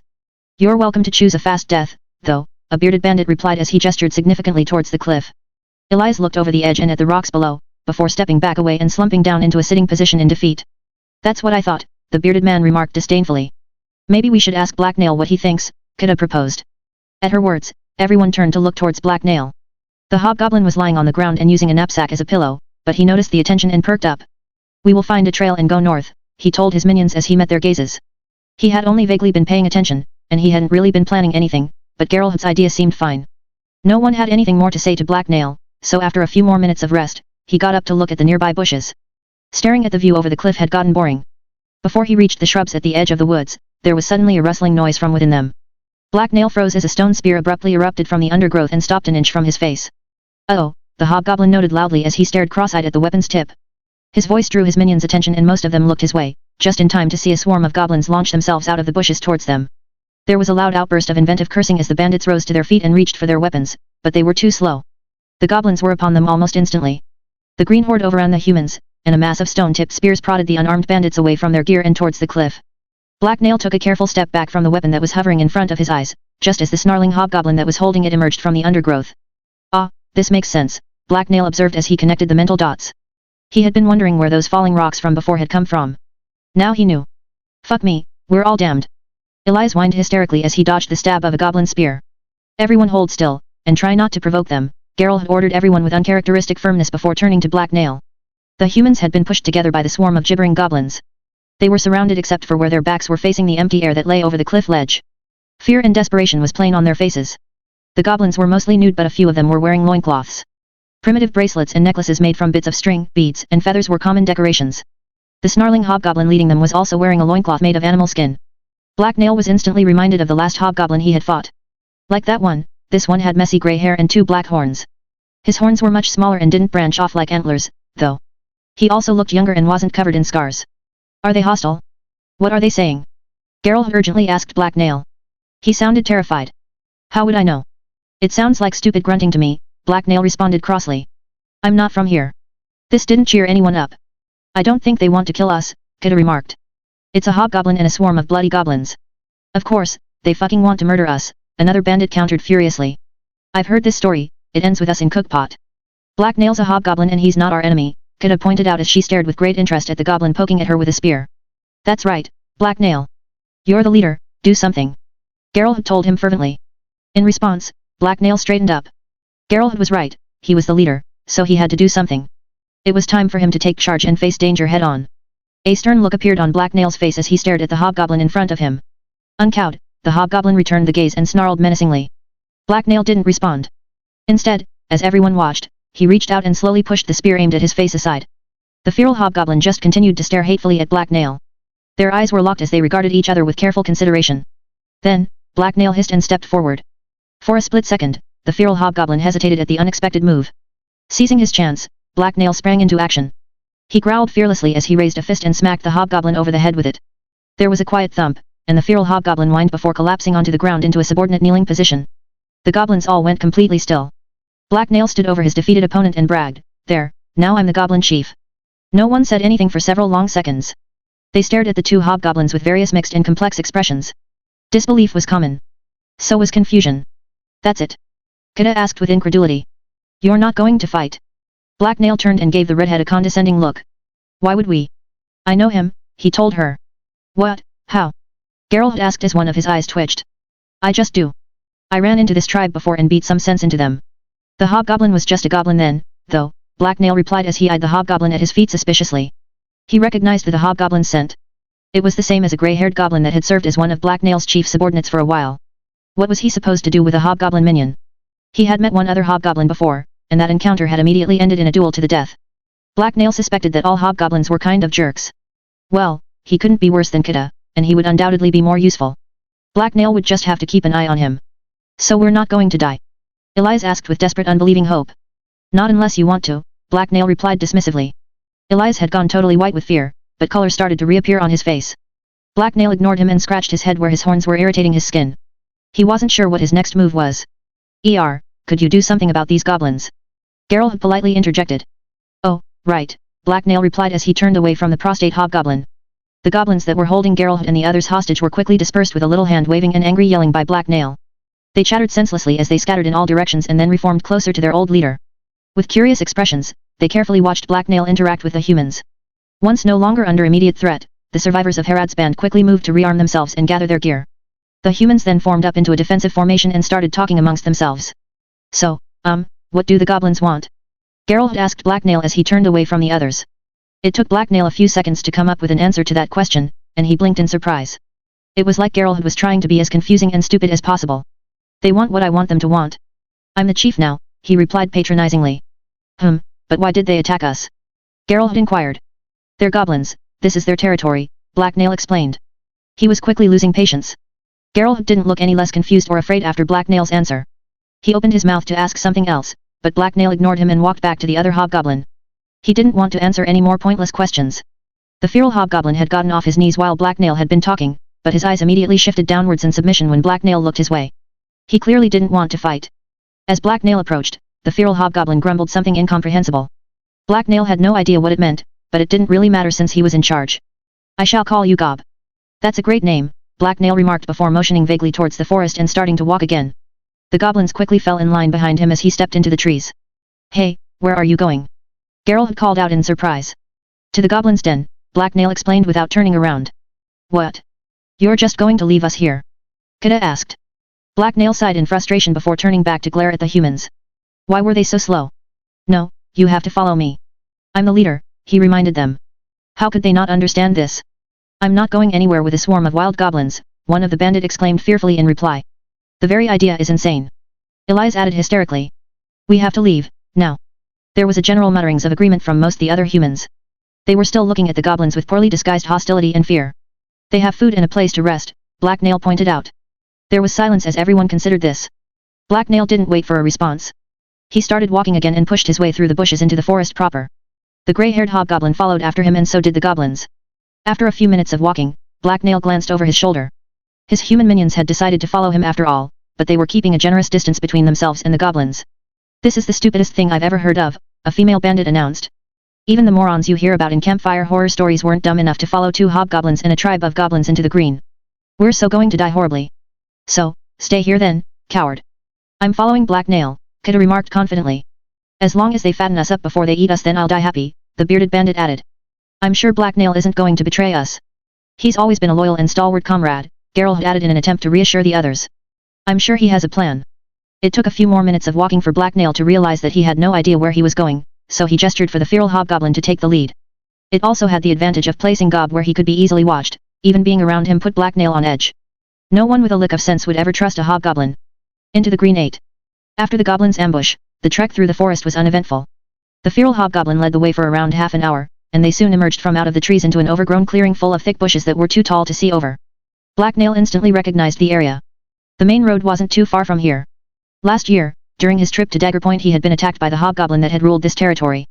After a long brutal fight to the death where Black Nail had been forced to use all his impressive cunning and skill, he then had to stop and rest with the local tribe for a while before moving on. Gob hadn't been around then. Black Nail eyed the hobgoblin suspiciously out of the corner of his eye. Gob must have been a mere goblin during Black Nail's last visit, and only transformed into a hobgoblin after Black Nail had left to catch up with Herat and Cedar. Well, the important thing was that the tribe should have plenty of food. Black Nail had spent a fair amount of time teaching the goblins here how to trap animals and smoke meat. If the stupid little critters had already forgotten his lessons then Black Nail was going to be very mad. One way or another, they were going to be providing him with as much food as he wanted to eat. A breeze swept through the trees as Black Nail began to push his way through the bushes in front of him. His new goblin followers were right behind him, but a sudden low growl which was followed by a fearful yelp stopped his advance. He turned around to see what was happening inside. It was probably something dumb and annoying. His minions had problems with even the simplest instructions. The people behind Black Nail had stopped moving. Gob was growling menacingly at Geralt while standing in his way. The humans had backed away from the suddenly hostile hobgoblin and were looking nervous. Their posture was tense and a few of them had started to reach for their weapons. Scamp and Imp stood off to the side and watched. What now? Black Nail mumbled to himself as he walked back to see what all the commotion was about. It didn't look like Gob was going to attack anyone but he was obviously upset about something. What did you do? Black Nail called out to Geralt. Nothing, he just won't let us pass, the young man replied with obvious exasperation. As if in response, Gob growled again and glared at Geralt menacingly. The hobgoblin wasn't brandishing his weapon though, so Black Nail carefully observed the situation for a few moments before a possible explanation occurred to him. Ah, you need to bow. Black Nail declared with sudden understanding as he met Geralt's gaze. It all made sense now. What? The hobgoblin ranger rolled his eyes. How could anyone possibly survive long enough to reach adulthood without knowing this sort of thing? It was so basic. Gob is angry because you're strangers. You need to join the tribe before he'll let you near his lair. And how do we do that? Geralt asked. Bow before me, your great leader, like Gob did before. Why did he have to explain this? It was really obvious and he had just answered this question a second ago. I'm not doing that, a blonde woman replied as she grimaced distastefully. There must be an easier way to show him that we're not a threat, Geralt had remarked. Sometimes goblin leaders piss on their, Black Nail started to suggest before he was interrupted. Bowing it is, the blonde woman quickly cut in. What happens if we do neither? A bearded bandit whose name Black Nail kept forgetting asked. Then you stay here while I go get something to eat, Black Nail replied callously. He was a little annoyed at being cut off. After a lot of unhappy grumbling, all the bandits knelt in front of Black Nail, even if they did it reluctantly and as quickly as possible. Black Nail couldn't stop himself from smirking the entire time. It was just too satisfying to see all his hard work and sacrifice pay off. He was finally being treated like he so rightly deserved to be, as the chief. When the last human had finished bowing, Gob nodded happily to himself and got out of the way. Black Nail felt a little better about having the hobgoblin around now. He was proving to be useful. Now that you have joined the tribe you can enter, Black Nail told everyone before turning around and leading the way into the clearing. All the goblins except for Scamp and Imp had already gone ahead. I swear to the gods, there had better actually be food here or I'm going to kill someone, a bandit remarked bitterly as he followed Black Nail. There was also a bit more grumbling from some of the others, but none of them decided to stay behind. They all trailed after Black Nail as he headed towards the goblin's lair. A few minutes later, a sense of nostalgia washed over Black Nail as he pushed aside the last bush. The goblin's lair had changed a lot since his last visit but it was still recognizable. The tribe had built their home atop the old ruin of a large human dwelling. The worn-down remnants of the building's walls could be seen encircling it. The goblins had reinforced the breaks in the old brick wall with wooden stacks so that they had a defensive barrier. When Black Nail had been here before the wall's interior had been almost bare. There had only been a few small structures made up of loosely piled branches leaning up against the walls, but now a large new building was visible. This new structure looked large enough to hold a dozen men, even if they had to slouch over because of the low roof. It was made up of branches that had been carefully woven together and reinforced with twine. Layers of bark had been tied to the roof and walls to block out the wind and rain, although a few spots used tarp or bits of cloth that had obviously been stolen from humans. The rest of the goblin camp was mostly packed dirt and a few tiny dwellings, except for where a large fire pit sat in the center of the site. Right where Black Nail remembered it, a huge old pot was hanging over the fire pit. Incredible, I didn't know goblins still made things like this, Geralt remarked breathlessly as he looked around. I showed them how to do stuff like that, Black Nail bragged. Yay, it's great if you love dirt and twigs, another bandit observed sarcastically. Where's the food? Kida asked. Her priorities were clear. Just wait. Soon we will have a feast to celebrate my great leadership. Black Nail responded as he looked around. The feral goblins were lurking around the edges of the camp. They were staring at the humans but also giving them plenty of room. In sharp contrast, Gob was sticking close to the intruders. He slowly circled them while glaring suspiciously their way, and his attitude clearly unnerved some of the bandits. Black Nail ignored all that. He quickly walked over to the fire pit and examined the pot. He was intent on planning his victory celebration. A great chieftain deserved a great feast. The first thing Black Nail needed to do was round up some goblins, so that's what he did. He stalked over to the closest one and grabbed it before it could escape. Then, he hoisted it up into the air and shook it a few times to get its attention. When he was sure the goblin knew who was the boss, he gestured towards the pot and then in the direction where he knew a creek lay. The goblin seemed to understand because it nodded along enthusiastically, so Black Nail dropped it. Soon, Gob was leading a group of goblins over to the creek to fetch water. Through various physical threats, complicated gestures, and bouts of angry hissing, Black Nail got a few more parties of goblins working on other jobs. Most importantly, he sent them out to gather food, or at least he hoped that's what they were doing. It was either that or they were going to set fire to the forest. He would find out soon enough. You really should be trying to teach them some Elorian, it would make this much easier, Gerlod said as he observed Black Nail work. All the bandits that had come with Black Nail had found places to sit and rest at one end of the camp. They watched the goings-on with wary attention. What's Elorian? Black Nail asked doubtfully. It's the language we are speaking right now, Geralt had explained with obvious amusement. There was a slight smirk on his lips. Oh, right, I knew that. I'm just too busy right now for more lessons, the hobgoblin replied. Then maybe I'll do it. Scamp learned it fairly quickly, the young man mused aloud as he looked towards the large hut the goblins had built. Go ahead, Black Nail said distractedly as the first of goblins began to filter back in. It wasn't long before the big pot was filled with water and hauled up above the fire pit by Gob and a few goblins. Piles of leaves, roots, firewood, and small game were piled up off to one side. The goblin tribe was quite skilled at hunting rabbits, birds, and squirrels. The feral tribe quickly grew excited as Black Nail began throwing ingredients into the pot. He had cooked for them during his last visit as well, and apparently they had liked it. The goblin slipped past the nearby humans in order to peer over his shoulder, and he had to smack a few to keep them out of his way. It's done. Black Nail announced happily a few minutes later. The smell of the stew now filled the air. As the feral goblins fought amongst themselves over the few bowls they possessed, the bandits began serving themselves. They were briefly interrupted when a growling gob forced his way to the front of the line. However, no one tried to fight the hobgoblin, so he took his food and withdrew peacefully. Hey, this isn't half bad, Elias remarked in surprise after sitting down and tasting the food. It's the nectar of the gods compared to the stuff we were eating yesterday, another bandit added. Yay, if I went another day eating nothing but raw leaves I was going to go crazy, a third agreed. That and shit my brains out. When all the humans had gotten out of the way, an unruly crowd of goblins ran over to get their own food. Scamp and Imp had been behind the last bandit so they were in the swarm's way. Scamp had to fight his way through the mob. He hissed and scratched anyone who got too close to the bowl he had pressed protectively against his chest. In sharp contrast, none of the ferals bothered Imp.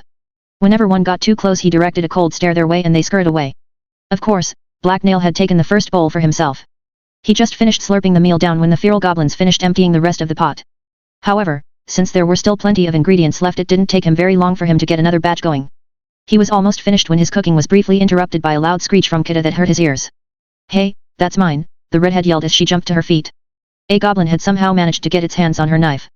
The little creature quickly ran off into the bushes outside of the camp and Kida disappeared after it.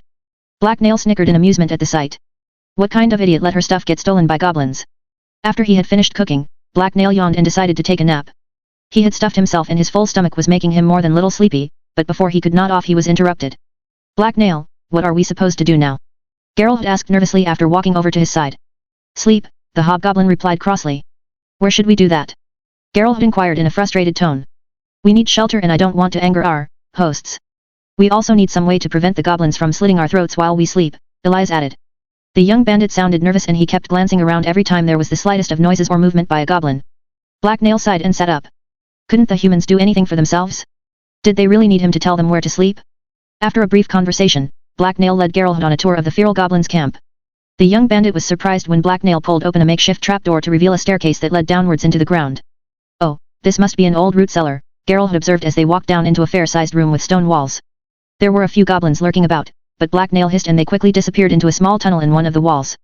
This was where the hobgoblin had slept the last time he was here. It was getting dark outside and there wasn't much light in the underground chamber, so Black Nail walked over to the fireplace he had dug into the wall during his last visit. There was already a tiny bit of dry wood and grass inside, so it only took a few seconds to get a fire going using sparks from a piece of flint and steel. Yes, it's a little dirty, but will work quite well, Geralt remarked as he looked around. We can seal that hole there easily enough and then there is only one way in. I don't mean to offend your friends, but I know we'll all sleep sounder in a secure location. I don't trust goblins either, Black Nail replied indifferently. Why would you ever trust a goblin? Of course, humans were just as bad in their own way. Black Nail's heart twisted painfully for a second as several memories suddenly overcame him. The only human he had ever really trusted had been Cedar, and now his master was dead. That meant Black Nail was the only trustworthy person left. Being so loyal and incredibly amazing was a lonely burden. I'm going to sleep now. Don't bother me, Black Nail announced before getting his blanket out and curling up in one corner of the room. The humans could sort everything out now, and he didn't really feel like interacting with feral goblins right now, not even the female ones. For some reason, he just wasn't as interested in them as he had used to be. They were kind of short and flat-chested. Wait, why was he thinking about this? It wasn't long before all the bandits started coming down into the cellar. Some of them brought wood to feed the fire. The flickering flames lit the room as everyone set up for the night. It was several hours after that when Kida finally showed up again. Black Nail awoke to the sound of her stomping down the stairs. Her clothes were covered with mud and her exposed skin had scratches on it. She looked like she'd gotten into a fight with a thorn bush. Did you get your knife back? He asked her snidely. Fuck you, you miserable bastard, she snarled in reply before going to sit over by the fire. Black Nail was fairly sure that meant she hadn't gotten her knife back. After an otherwise uneventful night, Black Nail led the bandits out of the root cellar and back up to the fire pit. He sighed as he observed how nervous and fearful they were acting. Why were they so afraid of a few goblins and one hobgoblin? They were a bunch of big humans with steel weapons. Gob greeted his new chieftain by kneeling on the ground before him, which pleased Black Nail greatly. Maybe the hobgoblin wasn't so bad after all, and that meant there was no reason to kill him and make it look like an accident. Black Nail had spent some time last night thinking about the best way to go about that. Goblin chiefs weren't supposed to kill their subordinates, but it happened all the time, especially when those subordinates got uppity. Hey, that's my knife! Kida exclaimed when she noticed the item tucked into the side of the hobgoblin's loincloth. She reached over to take it, but Gob stepped back and hissed at her. The redhead and the hobgoblin then stared at each other. Neither seemed likely to back down. Don't start anything, Geralt had warned her. He clearly didn't want a fight to break out. Make him give it back, Kida told Black Nail. Get it back yourself, Black Nail replied. He didn't like the tone of her voice. He was the leader and didn't take orders from anyone. Is this some sort of hobgoblin test? To see if I'm sneaky enough to steal it back and prove myself, the redhead asked as her eyes narrowed with sudden suspicion. No, I just don't care, Black Nail remarked flatly. If Kida couldn't hold onto her own stuff then that wasn't his problem. You've become kind of an ass lately, Black Nail, Kida huffed in reply as she scowled at him. Nope, wrong, the hobgoblin replied dismissively. He was completely sure he hadn't changed at all. There was just no one around to force him to do stupid things anymore, like care about Kida or take baths. Life was better when you were the leader. Into the Green 9. Black Nail ignored Kida and everyone else as he went to work on things that were actually important. The early morning sunshine shone down on him as he got breakfast going. Sleeping, like everything else, made him hungry. More meat was brought over by goblins and roasted over the fire. There was enough that all the humans got to eat their fill, and there were still lots for the goblins. During Black Nail's absence, the goblins had gotten skilled at hunting small game. Black Nail had shown them how to make slings and snares before he had left. The tribe had certainly grown larger, and none of them looked hungry. I never thought I'd be so happy to eat a squirrel, or that they'd taste so good, Geralt had said after chewing and swallowing a bit of meat. They're pretty nice eating, really. Much better than rats, Kida replied from where she was sitting on the ground by the fire. Geralt blinked in surprise and he gave her a disbelieving frown. Kida noticed his reaction and shrugged indifferently. It's not like I've eaten a lot rats, but when you're living on the streets and you're hungry you eat whatever you can get. Her explanation just made Geralt look more uncomfortable. He fidgeted and looked away. I used to live off rats and bugs, but now I prefer human food. It tastes less like dirt and it doesn't fight back, Black Nail added cheerfully. Kida threw Black Nail a friendly grin, which Black Nail returned, but there was silence as Geralt and the other nearby humans considered this piece of hobgoblin wisdom. That stew from yesterday. What was in it? Elias asked as put down the rabbit on stick he had been eating. A few of the others grimaced and looked queasy as well. Lots of stuff. Cedar taught me how to cook it, Black Nail replied. The last part of his explanation seemed to reassure the humans a little. Most of them resumed eating. Black Nail smiled proudly to himself. He was a great cook, and he was glad they had enjoyed his cooking, even if it hadn't been his best recipe. There had barely been any bugs in it at all. The next time he cooked he was going to make sure he had the ingredients necessary to give the stew a proper crunch. That was the best part. This foray into goblin culinary habits has been fascinating, but we have some more important matters to discuss, like our next move, Geralt had said after he had finished eating. There was agreement from the other bandits and they began talking about their plans. A few humans had grown tired of hiking through the forest, but it was quickly decided that nothing had really changed. They still had no option but to try and find a trail that led north. After the confrontation with Warwick's men, there was no way there weren't enemies watching the main road. So we still have to walk through those gods' deserted woods for what will probably be weeks, one of the women said. We're lucky we made it this far without being eaten by something. Getting to Dagger Point is going to be like trying to trek through one of the hells. At least we got to rest under a roof last night and eat our fill for once, said the bearded bandit who Blacknail kept forgetting the name of. Maybe he should just call the man Beardy. As the leader, he was allowed to change his minions' names, right? It was still early in the morning when Blacknail led his troop of humans, and 2 goblins, off into the woods. Several of the bandits visibly relaxed when the goblin camp was out of sight, which was stupid. Things were at their most dangerous when you couldn't see them. The going was tough for the first few hours. The ground was uneven and there were plenty of obstacles, such as rock and trees, which had to be avoided. Most of the trees themselves were tall with long slender needles instead of leaves, and sap oozed from breaks in their scaly bark. After a while though, the ground evened out, and smaller leafier trees began to appear. That was when Blacknail noticed something strange. Their group had somehow picked up an extra human. How many people are we supposed to have? He asked Geralt, who was standing right behind him. What? Did we lose someone? The young bandit asked as he spun around to look. No, the opposite, Blacknail replied as he studied the bandits. They had all stopped walking and were gazing at the hobgoblin with confused expressions. None of them looked unfamiliar, but it was hard to say for sure. Blacknail couldn't always tell all his humans apart. Of course, the hooded man at the back of the line was deeply suspicious. Blacknail walked past everyone until he got to the individual in question. He had a nagging suspicion about the hooded figure, which quickly proved correct. Blacknail glared angrily at the intruder as he spoke. What are you doing, Gob? That's my cloak trick. I did it first. Don't copy me. The feral hobgoblin froze for a second and then made a shrug-like motion, before pulling down his hood.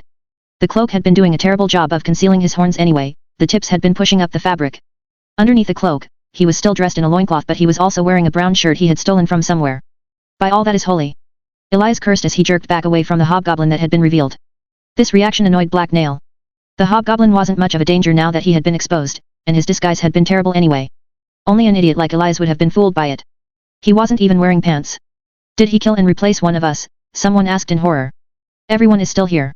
He just stole some clothes, Geralt had quickly explained to keep everyone calm. The 2 hobgoblins stared at each for a few minutes. Gob hissed and barked for a moment and then Blacknail growled back. The humans watched the interplay nervously. Why is he following us? Geralt asked when they had both fallen silent. I don't know. He just keeps making weird noises, Blacknail explained. Please make an educated guess then. He wants to stay with me because I'm such a great leader. I'm so handsome, strong, and wise that he will follow me anywhere, Blacknail observed with a fair bit of self-satisfaction. Now that he had said the words aloud he realized that they had to be true. What other explanation could there be? Well, he can't stay. Beardy the bearded bandit sputtered. He sounded angry and more than a little fearful. Oh? Are you the leader now? Blacknail hissed menacingly as he rounded upon the man and leveled a cold stare his way. He hadn't actually wanted another hobgoblin around, they couldn't be trusted but there was no way he was letting anyone else decide that. He was the leader, and now that Beardy was against it, Blacknail wanted Gob to stay. He's a wild hobgoblin, another bandit protested. Which means he's way more useful than you, or anyone else here but me, Blacknail countered. A few more bandits tried to argue with Blacknail's decision but he didn't back down. Eventually, they had no choice but to accept Gob's presence. Blacknail was the leader and more than willing to stab a few people to make a point. Are the goblins going to be alright without their leader? Geralt asked with a level of concern that confused Blacknail. Why did he care? Yes, Blacknail replied simply. The goblins would probably be better off without the hobgoblin lazing about and stealing their food. By this time it was clear no one was going to try and chase him away, so Gob turned around and yelled something incomprehensible. Immediately, 4 goblins with spears and one carrying a large sack ambled out of the bushes and joined the hobgoblin. Bloody lovely, Beardy remarked sarcastically. If they can bring in food then I'd much rather have their company than yours, a woman remarked. The addition of a few more goblins certainly didn't bother Blacknail. He just shrugged and walked back up to the front of the line. He then picked a direction at random and started hiking again. After a few suspicious glares, the human bandits followed him, and behind them came the feral goblins. Scamp and Imp stuck with the bandits. If anything they seemed more distrustful of the newcomers than the humans were. Scamp in particular gave them a few nasty looks and hugged his collection of pouches close. The group walked for most of the day, with only a few breaks. The most interesting thing to happen was when they walked around a clump of bushes and spooked a herd of deer. The meeting was a surprise to both sides, but the animals were long gone before anyone could string a bow or try and bring one down. With fleet grace, the deer sprung away and vanished off into the trees.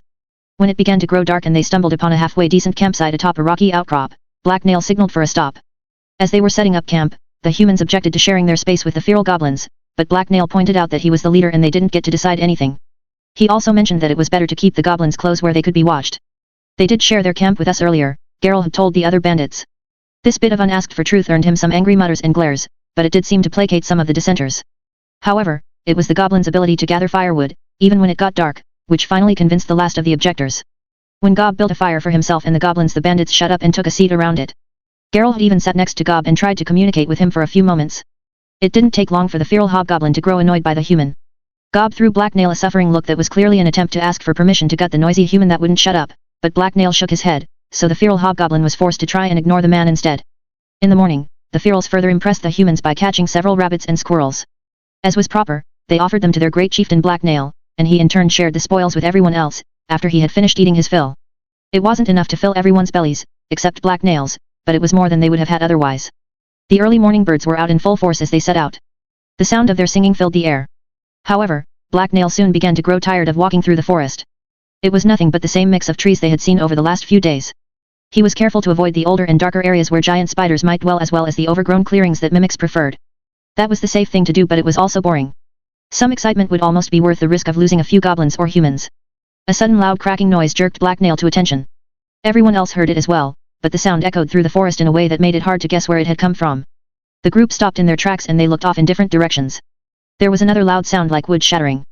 This time Black Nail zoned in on the origin. He saw only trees in that direction, but then he noticed a place where the ground suddenly dropped away. He couldn't see what lay at the bottom of the hill, but if there was something dangerous there he needed to know about it, plus it might be interesting. Black Nail signaled for his followers to be quiet and then he stalked over to the top of the hill. The incline was steep and muddy. At the bottom, there was a clearing full of long grass, and it was bristling with activity. Black Nail stared at the commotion below. The clearing was occupied by ogres. The herd was trampling through the grass along the edge of the clearing where the trees were, and they were using the huge claws on their front limbs to pull branches off of the trees. The huge brown beasts then brought the foliage to their mouths and chowed down on the leaves before throwing most of the harder wood aside. This was the source of all the noise. Several of the bandits including Geralt had joined Black Nail atop the hill. They let out quiet exclamations of surprise when they saw the ogres. Many of them had never seen the beasts before, so the group took a quick break to watch them. Wow, those are some huge hulking things. Kata's eyes were wide with surprise and awe as she watched the creatures amble about below. I've heard of ogres but I didn't think anything got so large, Elias remarked. You don't see anything like them down south. They must be twice as tall as a man when they stand up on their hind legs. Do you think they're dangerous? Are we safe up here? Geralt asked. Before answering, Black Nail took a moment to think the question over. He had only seen a herd of ogres before once, but because he was the leader he wanted to sound like he knew what he was talking about. We're safe up here. Ogres don't chase people. They will crush you if something scares them into stampeding, but they don't actually chase people, he explained. What could scare those giants? Elias asked with amused disbelief. He sounded like he thought Black Nail was joking. Lots of stuff, Black Nail answered. Trolls and drakes will hunt and eat ogres. Drakes are real? I thought they were just stories meant to frighten people. Of course they're real. I mean, I've never seen one but I've read about them, Geralt had said. I saw one chase some ogres. It was way bigger than a house and its teeth were longer than a man. Black Nail told them as he held his arms out as far apart as possible to show everyone what he meant. Its roar shook the trees and even Harad ran away from it. Kata grinned excitedly as she listened and her eyes shone with glee. If we wait here, do you think a drake will show up? They sound amazing, she asked. I admit to a certain scholarly curiosity about the creatures as well, but that's not going to happen, Geralt had told her. Our journey is dangerous enough without purposely trying to encounter a drake, and we don't have time to waste. Black Nail had to agree with Geralt. Waiting around would be stupid. He shooed a newly terrified Elias back into line and quickly got everyone moving again. A long march still lay ahead of them, and they spent the rest of the day trying to shorten it as much as possible. After another night in the forest, and an early morning start to the day's hiking, Black Nail was forced to admit that he had no idea where he was or how to get to Dagger Point. Somehow, one of his minions had gotten them lost. Why were his minions all so useless? Your plan isn't working, Black Nail accused Geralt as he pulled him aside. A confused expression appeared on the man's face. My plan? Yep, the one where we walk north until we find a trail to a human city. I haven't found any trails, Black Nail pointed out. Geralt winced as if in pain and sighed. He apparently didn't like being told the obvious. Well, we can't turn back now. We'll just have to keep going and hope that we find a road, although I think we should head more towards the east now. That's the way Dagger Point should be, he told the hobgoblin. Fine, whatever, Black Nail replied. He wasn't sure that was the greatest idea, but it didn't matter to him. He was fine with wandering the woods. It was as good a place to be as any, and he still wasn't certain what he would do when they got to Dagger Point. They resumed their march and quickly stumbled into a swampy area. Soon over half the standing green trees were replaced by white skeletal husks, and the firm ground gave way to mud. Pools of standing water blocked the way forward, and no one wanted to go for a swim. However, the real problem was the bugs. Swarms of buzzing insects descended on the bandits and goblins. The humans threw their hoods up and the goblins quickly rolled in the mud, and then they made a run for it. Black Nail led the charge away from the swamp and up to drier ground. Now you've really gotten us lost, Black Nail accused Geralt as he swatted a mosquito that had landed on his nose. They finally stopped running when they had reached a hill where there was enough wind to blow all the insects chasing them away. I have? What did I do? Geralt replied indignantly. It's your plan, so everything is your fault, the hobgoblin explained. It hasn't failed us yet. Let's keep moving. Yes, let's keep walking off into the woods until we all fall over dead. That way the goblins get a free meal and don't even have to raise a hand against us, Beardy the bandit interjected. He didn't actually sound as if he actually liked Geralt's plan. No, they just have to walk half 100 miles. That's stupid. The goblins are the only ones here that aren't having any problems finding food, Geralt replied dismissively. Yay, you're stupid, Black Nail added. He felt it was his duty as the leader to point that out. A few more of the bandits grumbled, but they quickly shut up when Black Nail glared their way. It wasn't like they had better ideas, or anywhere they could escape to, so the long hike through the seemingly never-ending forest continued. Into the Green 10. The forest was just beginning to darken as dusk fell when Black Nail's band of misfits found themselves making their way up an unremarkable hill. A canopy of broad leaves towered above them and was supported by scattered broad tree trunks that rose out of the earth. Dark soil was visible underneath the thin covering of plants that covered the ground. They had been walking through the trees without stopping since they had decided to head northeast in search of some sign of human civilization. Black Nail was just about to admit defeat and start looking for somewhere to set up camp for the night when he stumbled across a nearly invisible game trail, where the earth had been flattened and no plants grew. It went almost straight north, so at first Black Nail didn't give it more than a brief glance. However, it was an unusually wide path and that drew his interest because a lot of animals were obviously using it. It would be useful to know what sort of creatures were nearby, in case any of them liked eating people. Black Nail only had so many spares. A brief sniff around revealed nothing more dangerous than some old wolf piss, but his eyes spotted something interesting. Cedar had taught the hobgoblin not to rely too much on smell and how to track by following physical signs. It wasn't usually that useful, but sometimes rain or time would wash a weak scent away. Black Nail came to a stop and looked down at his find. Your great leader has found something, because he is the best scout ever, he announced to his followers. It's not another weird mushroom you want one of us to eat, is it? Elias still looks a little out of it, but at least he's stopped mumbling to himself now, Beardy replied. He was third in line and he didn't sound too enthusiastic about Black Nail's discovery. Elias was holding up the rear of the bandits and he looked more than a little green. Every once in a while one of the feral goblins would poke him and giggle before running away, but the young man barely reacted. He just plodded forward and stared ahead with unfocused eyes. No, it's a footprint, and Elias will be fine.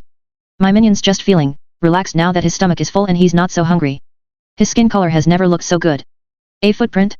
Is it a human one? Geralt asked hopefully from behind Black Nail as everyone stopped walking and looked toward the hobgoblin scout. Yes, from a boot, Black Nail explained as he crouched down and pointed to where the heel of a boot had left an imprint in the dirt. The smooth curved edge was clearly visible, and a quick inspection of the surroundings revealed a few more signs of passing humans. It's about bloody time. Gods, I hope this means we're near a town or something. I thought the green would be more exciting than this. All we've done is walk and then walk some more, Kida remarked. She sounded oddly bitter and disappointed that the worst thing they had run into was goblins. I'm fine with it being boring.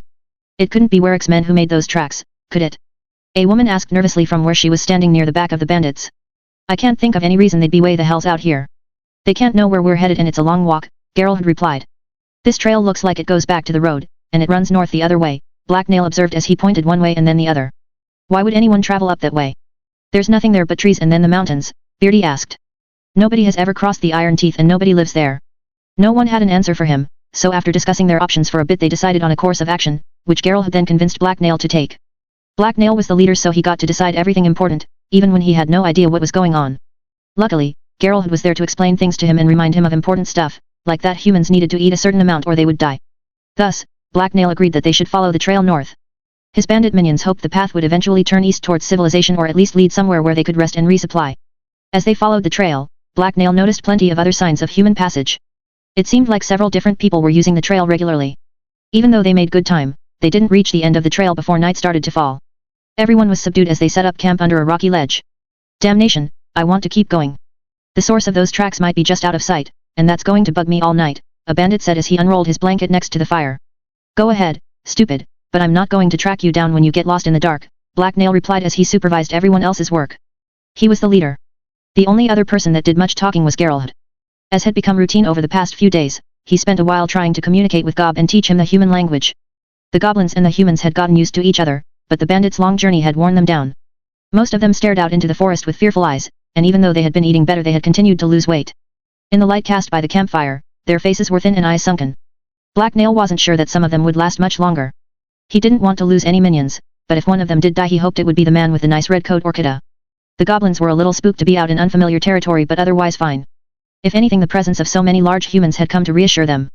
They had their own sentries but most of them curled up to sleep. When the sun had risen early the next morning and everyone had gotten up, they started hiking again.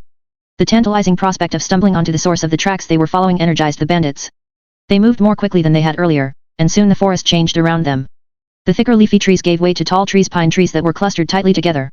Their fallen needles covered the ground and smothered a lot of the underbrush, so there was little to block vision. Oh, benevolent goddess! I pray we reach succor soon. My feet are bloody killing me, Elias whined over dramatically. He was at the back of the group again, while Black Nail was leading the way up a shallow slope. He seemed to have recovered completely from the mushroom poisoning. Gods, you're a whiny brat. How the hells did you end up here and how have you survived this long? Beardy responded. The large man then spat contemptuously to the side. A haunted look appeared on Elias' face and it took him a few moments to reply. I don't know, but by all that is divine, I wish I did. I joined up with Herat in Dagger Point because it seemed like a sure way to make some easy money. A miserable chuckle escaped his lips as he finished speaking. Ha, how's that going for you? Beardy asked as he grinned cruelly. The large bearded man seemed to find Elias' suffering amusing. That annoyed Black Nail a little because Elias was his minion, so Elias was supposed to amuse him. It was almost disloyal.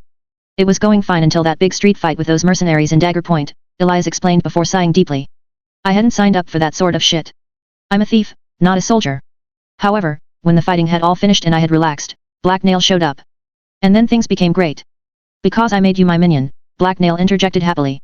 He had been listening in. Something sort of like that, Elias remarked bitterly. The young man turned to stare off into the forest. He seemed depressed. Maybe he needed another mushroom to cheer him up? There had been some funny-looking purple ones a while back. Before Black Nail could speak up, Kida suddenly called out in an unusually loud voice meant to get attention. It worked. Hey, look over there, she announced. The group had just reached the top of the incline they had been climbing and could see beyond the top of it now. The forest abruptly ended about 100 feet up ahead. The tree line just stopped and gave way to a large clearing. The open area wasn't natural. Stumps littered the edge where the forest had been cut back not too long ago, and all the grass in the area had been trampled down. There was thus nothing to block their view of the settlement that stood in the middle of the clearing. Large wooden buildings could be seen behind a tall fence, and a pillar of smoke was rising up from a chimney. It's a village or something, a female bandit remarked as she stared past her companions. This pronouncement of the obvious earned her a few annoyed looks, including one from Black Nail. Everyone be quiet. Let's not give yourself away until we figure out who they are, Geralt had said as he looked around at the forest to make sure they weren't being observed. Yay, let's do that, Black Nail agreed. He took a second to listen carefully, but all he heard was the usual forest noises like the rustling of leaves. It didn't sound like there were any strange people around. He would have heard them or smelled them unless they were waiting in ambush, and that was unlikely. After a signal from their glorious leader, the bandits cautiously made their way over to the edge of the forest and stared out into the clearing. The goblins followed them. It's too big to be an outpost or a trapper's hut. You could fit 100 people in there. It must be village after all, Geralt had observed. Look at the ground here in front of us. Most of it has been worked in the past and those areas closer to the wall there look like they've already been planted, Elias pointed out as he crouched down and stared at the dirt in front of him. You would only do that if you were living here. Beardy scratched his head and scowled as he looked around. They're farming out here? I thought all these little villages got raided and wiped out a long time ago. The bandits would have to find them first. This village is more than a little out of the way and even bandits stick close to the main roads. I'm guessing they try to keep their location secret as well, Geralt had remarked. So they're probably not too fond of visitors, and some small communities can get very intense about that sort of thing, Elias remarked warily. Well, not matter who they are, they probably won't welcome a group of armed strangers in their hearth, and they definitely won't appreciate us bringing a pack of goblins with us, Beardy added. So what do we do now?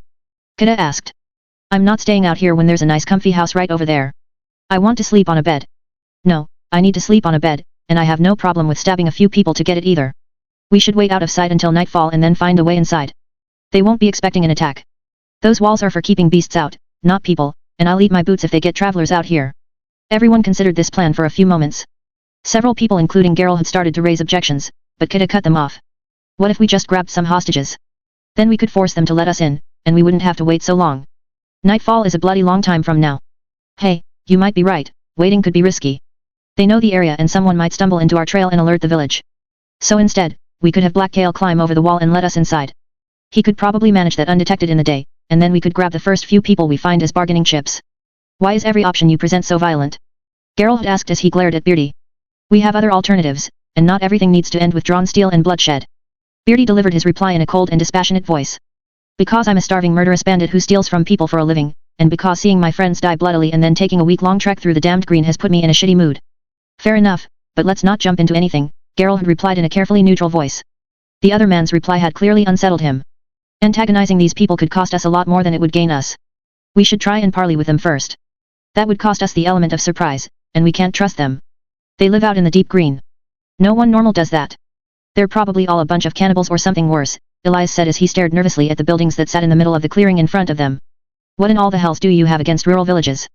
Did one murder your parents? A woman asked Elias. What do you think we should do, Black Nail? Kada interjected as she threw the hobgoblin an excited grin. It took a few moments for Black Nail to come up with a reply. He wasn't against sneaking into the village and killing some people, that was kind of what he did, but he wasn't sure what the point would be. In fact, what were they even after in the first place? The humans had very different priorities than him, because they were so stupid. What do you want from the village? Black Nail asked the group as he shrugged. There was once again a quiet lull as the bandits considered the unexpected question. Food and rest. Beardy replied uncertainly. Then we would need to kill them all or make nice, Black Nail remarked as he stared at the village's fortifications. He's right, Geralt had said. Infuriating the natives won't get us anything. If we attack them they will fight back and we won't be able to trust them or drop our guards. We can't hope to kill them all either. Our only real way of securing a place to rest and recuperate is to talk to them and work out some sort of deal. But what if they're all a bunch of crazed inbred cultists that worship some twisted forest god? Elias asked. Maybe that's why they live way out here, and if we just walk up to their front door and announce ourselves, the bastards may run out and slaughter us for supper. Seriously, what is it with you? The woman from before asked him. I've just had a few bad experiences with small towns, all right? They can be very unfriendly places, where the king's law isn't always upheld like it should be, and I've heard some things. Ha, let me guess. You tried to steal or cheat at gambling and the villagers ran you out of town because you were an outsider, Beardy suggested. They didn't have a lick of evidence that I did anything wrong. Elias hissed angrily in reply. I had to spend the night in an abandoned shed. We need to get back on topic, Geralt had told the others. Black Nail nodded his agreement and spoke up. How about I take a person and ask them some questions before we talk to the village?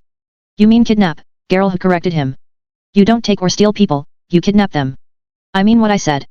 Fine, that plan could work, but how would you find this person? Black Nail grinned confidently to himself as he stared at the human settlement. All prey must leave their lair to find food and water. We just need to watch and wait for an unsuspecting human to come to us. Creepy, but it's not a bad plan, Beardy replied. However, if we don't want them dead set against us, you'd better not let them know you're a hobgoblin. That means one of us should do most the talking and the actual grabbing. Fine, Black Nail answered. He was never against doing less work. Someone leaving the village might not come out in this direction. There might even be villagers over in the forest on the other side, Geralt had said. I'll go look over there then, Black Nail replied as he stood up. It's a big forest, maybe you should get help. I'm sure the goblins could track down a villager for us. Black Nail turned to observe the pack of goblins. They were all clustered off to the side at the edge of the forest where they could hide among some stumps and bushes. Like the humans, they were mostly staring at the village that sat in the middle of the clearing. As Black Nail watched, two of the goblins started hissing at each other and then began fighting. They wrestled for a second before Gob sprang into action and pulled them apart. The growling hobgoblin grabbed both of the goblins' necks and pressed them down into the dirt until they shut up. He then let them go and they quickly scampered away. I don't think they're smart enough for that, Black Nail said as he scowled at the scene before him. You had them doing more complex tasks than this before, Geralt had pointed out. Yes, but not important things, just stuff that didn't affect me if they messed up. Also, I can't explain the details to them because they don't talk well. I think they understand more than you think, and I've been teaching Gob. He can give them the details. This idea didn't sit well with Black Nail for some reason, but if it worked then he would have less work to do, so it was worth a shot. He sighed before responding. Fine, but if this goes badly it's all your fault. Interlude, getting what you want. Eris grunted as he lifted the bucket of slop up over the side of the enclosure and dumped its smelly contents into the tray below. It splashed upwards when it hit the bottom of the wooden container, but none of the muck landed near Eris or his clothes. He was quite practiced at this. The pigs that had been idling about the mud-filled pen immediately began trotting over to grab some food. Eris smiled as he pulled the now empty bucket back over the fence. His heart lifted at the animals' happy snorts and hurried waddling. They seemed so happy to receive the village's kitchen cast-offs. If only his own needs were so simple. A sigh escaped Eris' lips as he looked at his surroundings and his own problems came to mind. Around him were the crude wooden buildings that lay at the center of his village. Everything looked run down and dirty, although Eris had never seen them any other way. In fact, he had never seen any other buildings. Behind the buildings the settlement wall could be seen, and beyond that the tall trees of the forest loomed. It was a despairingly familiar scene that made him want to scream. The sight of the trees tormented him. They were a constant reminder of the outside world but also of all the barriers that shackled him here. He had been born in the isolated village of Shelter over 15 winters ago, and it was likely that he would die here. There had to be more to life than this. Eris grimaced as he carried the bucket back over to his house. Like every other home in the village, it was a squat structure with a thatch roof. There was only enough space inside for 3 cramped rooms. He dropped the slop bucket outside the front door before walking inside. His mother was working in the kitchen. There was a table in the middle of the room and she was chopping something up on top of it. I'm done with the morning chores, mother, Eris told her as he stepped through the door. Ah, thank you, his mother replied without looking up from her work. Although she wasn't young anymore, the brunette was still attractive. She wasn't slim but she moved gracefully and there was almost always a welcoming smile on her face. Is there something else you wanted me to do now? He asked her as he came to stop in the doorway. There were always more chores to do. No, not right now. We can do some cleaning together later, but right now I need to focus on this. You can take a break for an hour or so. Alright, I'm going to go for a walk or something then. Oh, a walk? Are you planning to take it with anyone in particular? His mother said as she finally looked up and grinned at him. Eris' cheeks flushed slightly in response. Nah, no one in particular, he replied unconvincingly as he quickly looked to the side. Sure, sweetie, whatever you say. Have fun with your walk, his mother responded smugly. Eris quickly muttered something incomprehensible and then made a break for his room. He loved his mother but she could be so very embarrassing. Why couldn't she just stay out of his business?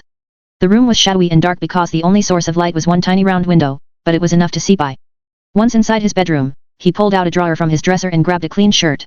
It was still rough homespun and an ugly tan color, but at least it wasn't covered in dirt and grime. He had to watch his balance as he changed because there was so little space in his cramped room. There was only a tiny piece of open floor between the bed and the dresser. When Eris was finished, he tried to slip past his mother and back outside but she noticed him and spoke up in a worried voice. If you end up going out into the forest don't go too far, and make sure you obey all the rules, including taking at least 2 other people. Yes, mother, of course, Eris responded as he tried to hide a grimace. Did she think he was still a child? You don't sound like you mean it, his mother observed as she scowled his way. We have those rules for a reason, as you well know. I shouldn't have to explain them to you of all people. Eris simply nodded and smiled insincerely in agreement before hurriedly walking out the door before she could respond. He didn't want to argue with his mother when there were better uses of his time. She was just being overprotective. Hardly any of the other villagers followed the 3-person rule. His mother was just paranoid about the forest because of how his father had disappeared. Years ago, he had gone out with one of his friends to do some trading in another village but had never returned. His mother was sure some sort of beast had taken him, but Eris wasn't so sure. Maybe he had just grown tired of living in an isolated collection of hovels where there was no future and decided to leave his family behind. Eris barely remembered his father as more than a weathered smiling face with a brown beard. As Eris was walking through the village towards his destination, a flock of small birds twittered and flew over the village. Eris watched them disappear into the trees on the other side of the wall and sighed again. The birds' freedom filled him with envy. If his father had abandoned his family instead of dying then Eris wasn't so sure he could bring himself to hate the man. He was more jealous than anything. Of course, since his father wasn't around it was even more impossible for Eris to leave shelter. Someone had to stay and help his mother. She was unlikely to remarry since there were so few unmarried men her age left in the village. Their life out here was hard and dangerous. Fatalities were far from unheard of, and men did most the dangerous jobs. Damn this place. Why did I have to be born here? Eris swore as he moved. At least not everything was terrible.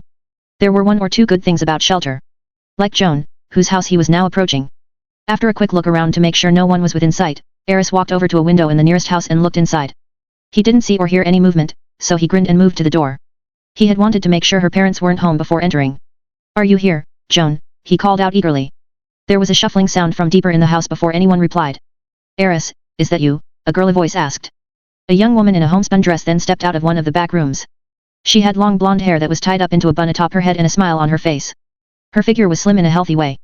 Yes, it's me. I just finished my morning work, and I was wondering if you wanted to spend some time together, he replied happily. Joan's beautiful smiles never failed to fill him with joy. There were only about 24 children his age in the village, so they had all grown up together, and Eris had known Joan forever. However, it was only recently that Eris had found himself being drawn to her and started asking to spend time with her alone. Well, I don't know. I'm still working on finishing up some sewing and my parents are out, Joan mused aloud. She sounded uncertain but tempted. I'm sure it can wait. I was thinking we could go for a short walk and have a nice talk. That does sound fairly nice. A walk to where, though? Eris shrugged. He hadn't really thought about it too much. Just around the wall and then maybe over to the apple trees. No one will bother us over by the shed there. Joan shook her head, although there was still a smile on her lips. The movement did however cause several loose hairs to fall over her face and she had to brush them aside. The orchard shed? That's where all the grabby young men like to take their girls. I don't think I want to go there. How about a real walk, like through the woods? Her response disappointed Eris. He couldn't stop himself from pouting slightly. He had been looking forward to snuggling up next to Joan and seeing if maybe he could steal a kiss or two. The forest would be private but there was one huge problem with it. You want to go by ourselves? He asked. Eris had a feeling that he already knew the answer, and that he wasn't going to like it. No, we'll definitely need a third person, silly. Those are the rules. That was what Eris had been afraid of. Where are we going to find someone to go with us right now? We should just go to the orchard or go to the forest by ourselves instead. I can just ask my brother. He's just out back and it will only take a second. Wait here. Having said that, Joan smiled again and walked past him. Eris' heart fell as she stepped through the door and out of sight. He had to wait there awkwardly for Joan to return a few minutes later, and behind her came her brother, Hashial. Eris forced himself not to grimace when Hashial threw him a cocky grin. Eris wasn't thrilled by this new addition. Hashial wasn't overprotective of his sister, but he obviously enjoyed annoying Eris by getting in his way. He seemed to find the whole thing to be hilarious, which made Eris want to punch him. The two boys had never been close, even though they were only a year apart in age. They weren't enemies, but they hadn't really been friends. So you want to go out into the forest for a walk? That sure sounds romantic. Thanks for inviting me, Hashial told Eris as he smirked and his eyes glinted with amusement. No problem. I can't think of anywhere else I would like to take you, the other boy replied before muttering. And where I'd like to leave you for something to eat. I'm so happy you two get along so well. Let's get going. Joan told them both. She seemed genuine in her excitement, so Eris suppressed his own disaffection. I just remembered seeing some spring flowers the last time I went out into the forest, Eris told her as he tried to ignore her brother. I'll show them to you. I think you'll love them. They're almost as pretty as you. Oh, that sounds lovely, Joan replied. Do you think I'll like them? I can't wait to see what color they will be. Hashial interjected in a tone full of sarcasm. I have no idea, Eris replied crossly. Will they be as pretty as I am? There was a second of silence as Eris suppressed the urge to kick Hashial in the balls. As much as the boy deserved it, it wouldn't be a good idea in front of his sister. Eris was trying to leave a good impression. You'll have to decide that on your own, or get one of the other girls to tell you. That's if you ever find one that is interested in you, Eris eventually replied as he stared hostilely into Hashial's eyes. Joan laughed at their exchange before stepping between them and speaking up. You two are so funny. But there will be plenty of time for joking around as we walk. Let's get going. I want to see these flowers. The blonde girl then took Eris' arm and led him towards the door. Her brother followed as they made their way towards Shelter's gates. The warm feeling of her body pressed up against his overwhelmed Eris, even if her heavy clothes meant their skin wasn't touching. His heart started beating louder and faster in his chest. He remained silent as they stepped outside the village, but then Joan let go of his arm and stepped away. Across the barren fields outside the walls loomed the green trees that completely surrounded Shelter. Eris felt his good spirits drain away when they came into sight. He suddenly felt very alone, regardless of his company. His home village was a small speck in the center of an endless maze that he couldn't escape. The outside world full of people he had never met and the grand cities that he had heard some of the elders speak of were all impossibly far away. Regardless of how well this little outing went, he was doomed to die in this village where nothing happened but the slow grind of tragedy. None of the elders said it aloud, but everyone knew that the village was shrinking. Less planting was done every year, and life was constantly getting harder. Shelter was dying, strangled by the green. It couldn't survive on its own. Why did you stop? Let's get going, Joan asked from up ahead as she turned and gave Eris an inquisitive look. Oh, I was just thinking of how much I enjoy being around you, Eris replied smoothly as he started walking again. Behind him, Hashial gagged in disgust. They all followed the path to the edge of the woods and stepped into the shade cast by the branches overhead. Birds twittered all around and leaves shook in the wind. Eris found himself praying as he followed Joan. I wish something would happen, anything really. Targalhad, Lord of the Green, you're the only god that could possibly hear me out here. I've lived my entire life in your embrace. Please, I beg of you, let me grow. Eris looked around. There was no sudden unnatural silence or divine sign, so he just sighed and kept moving. It had been stupid of him to suddenly be so dramatic. If he kept this up, he was going to let a sour mood ruin a perfectly good date with a beautiful woman. The young man moved up next to Joan and smiled at her. When she smiled back, he quickly forgot his prayer and the thoughts that had been dragging him down. He had feeling this was going to be a great day, even with Hashial was around.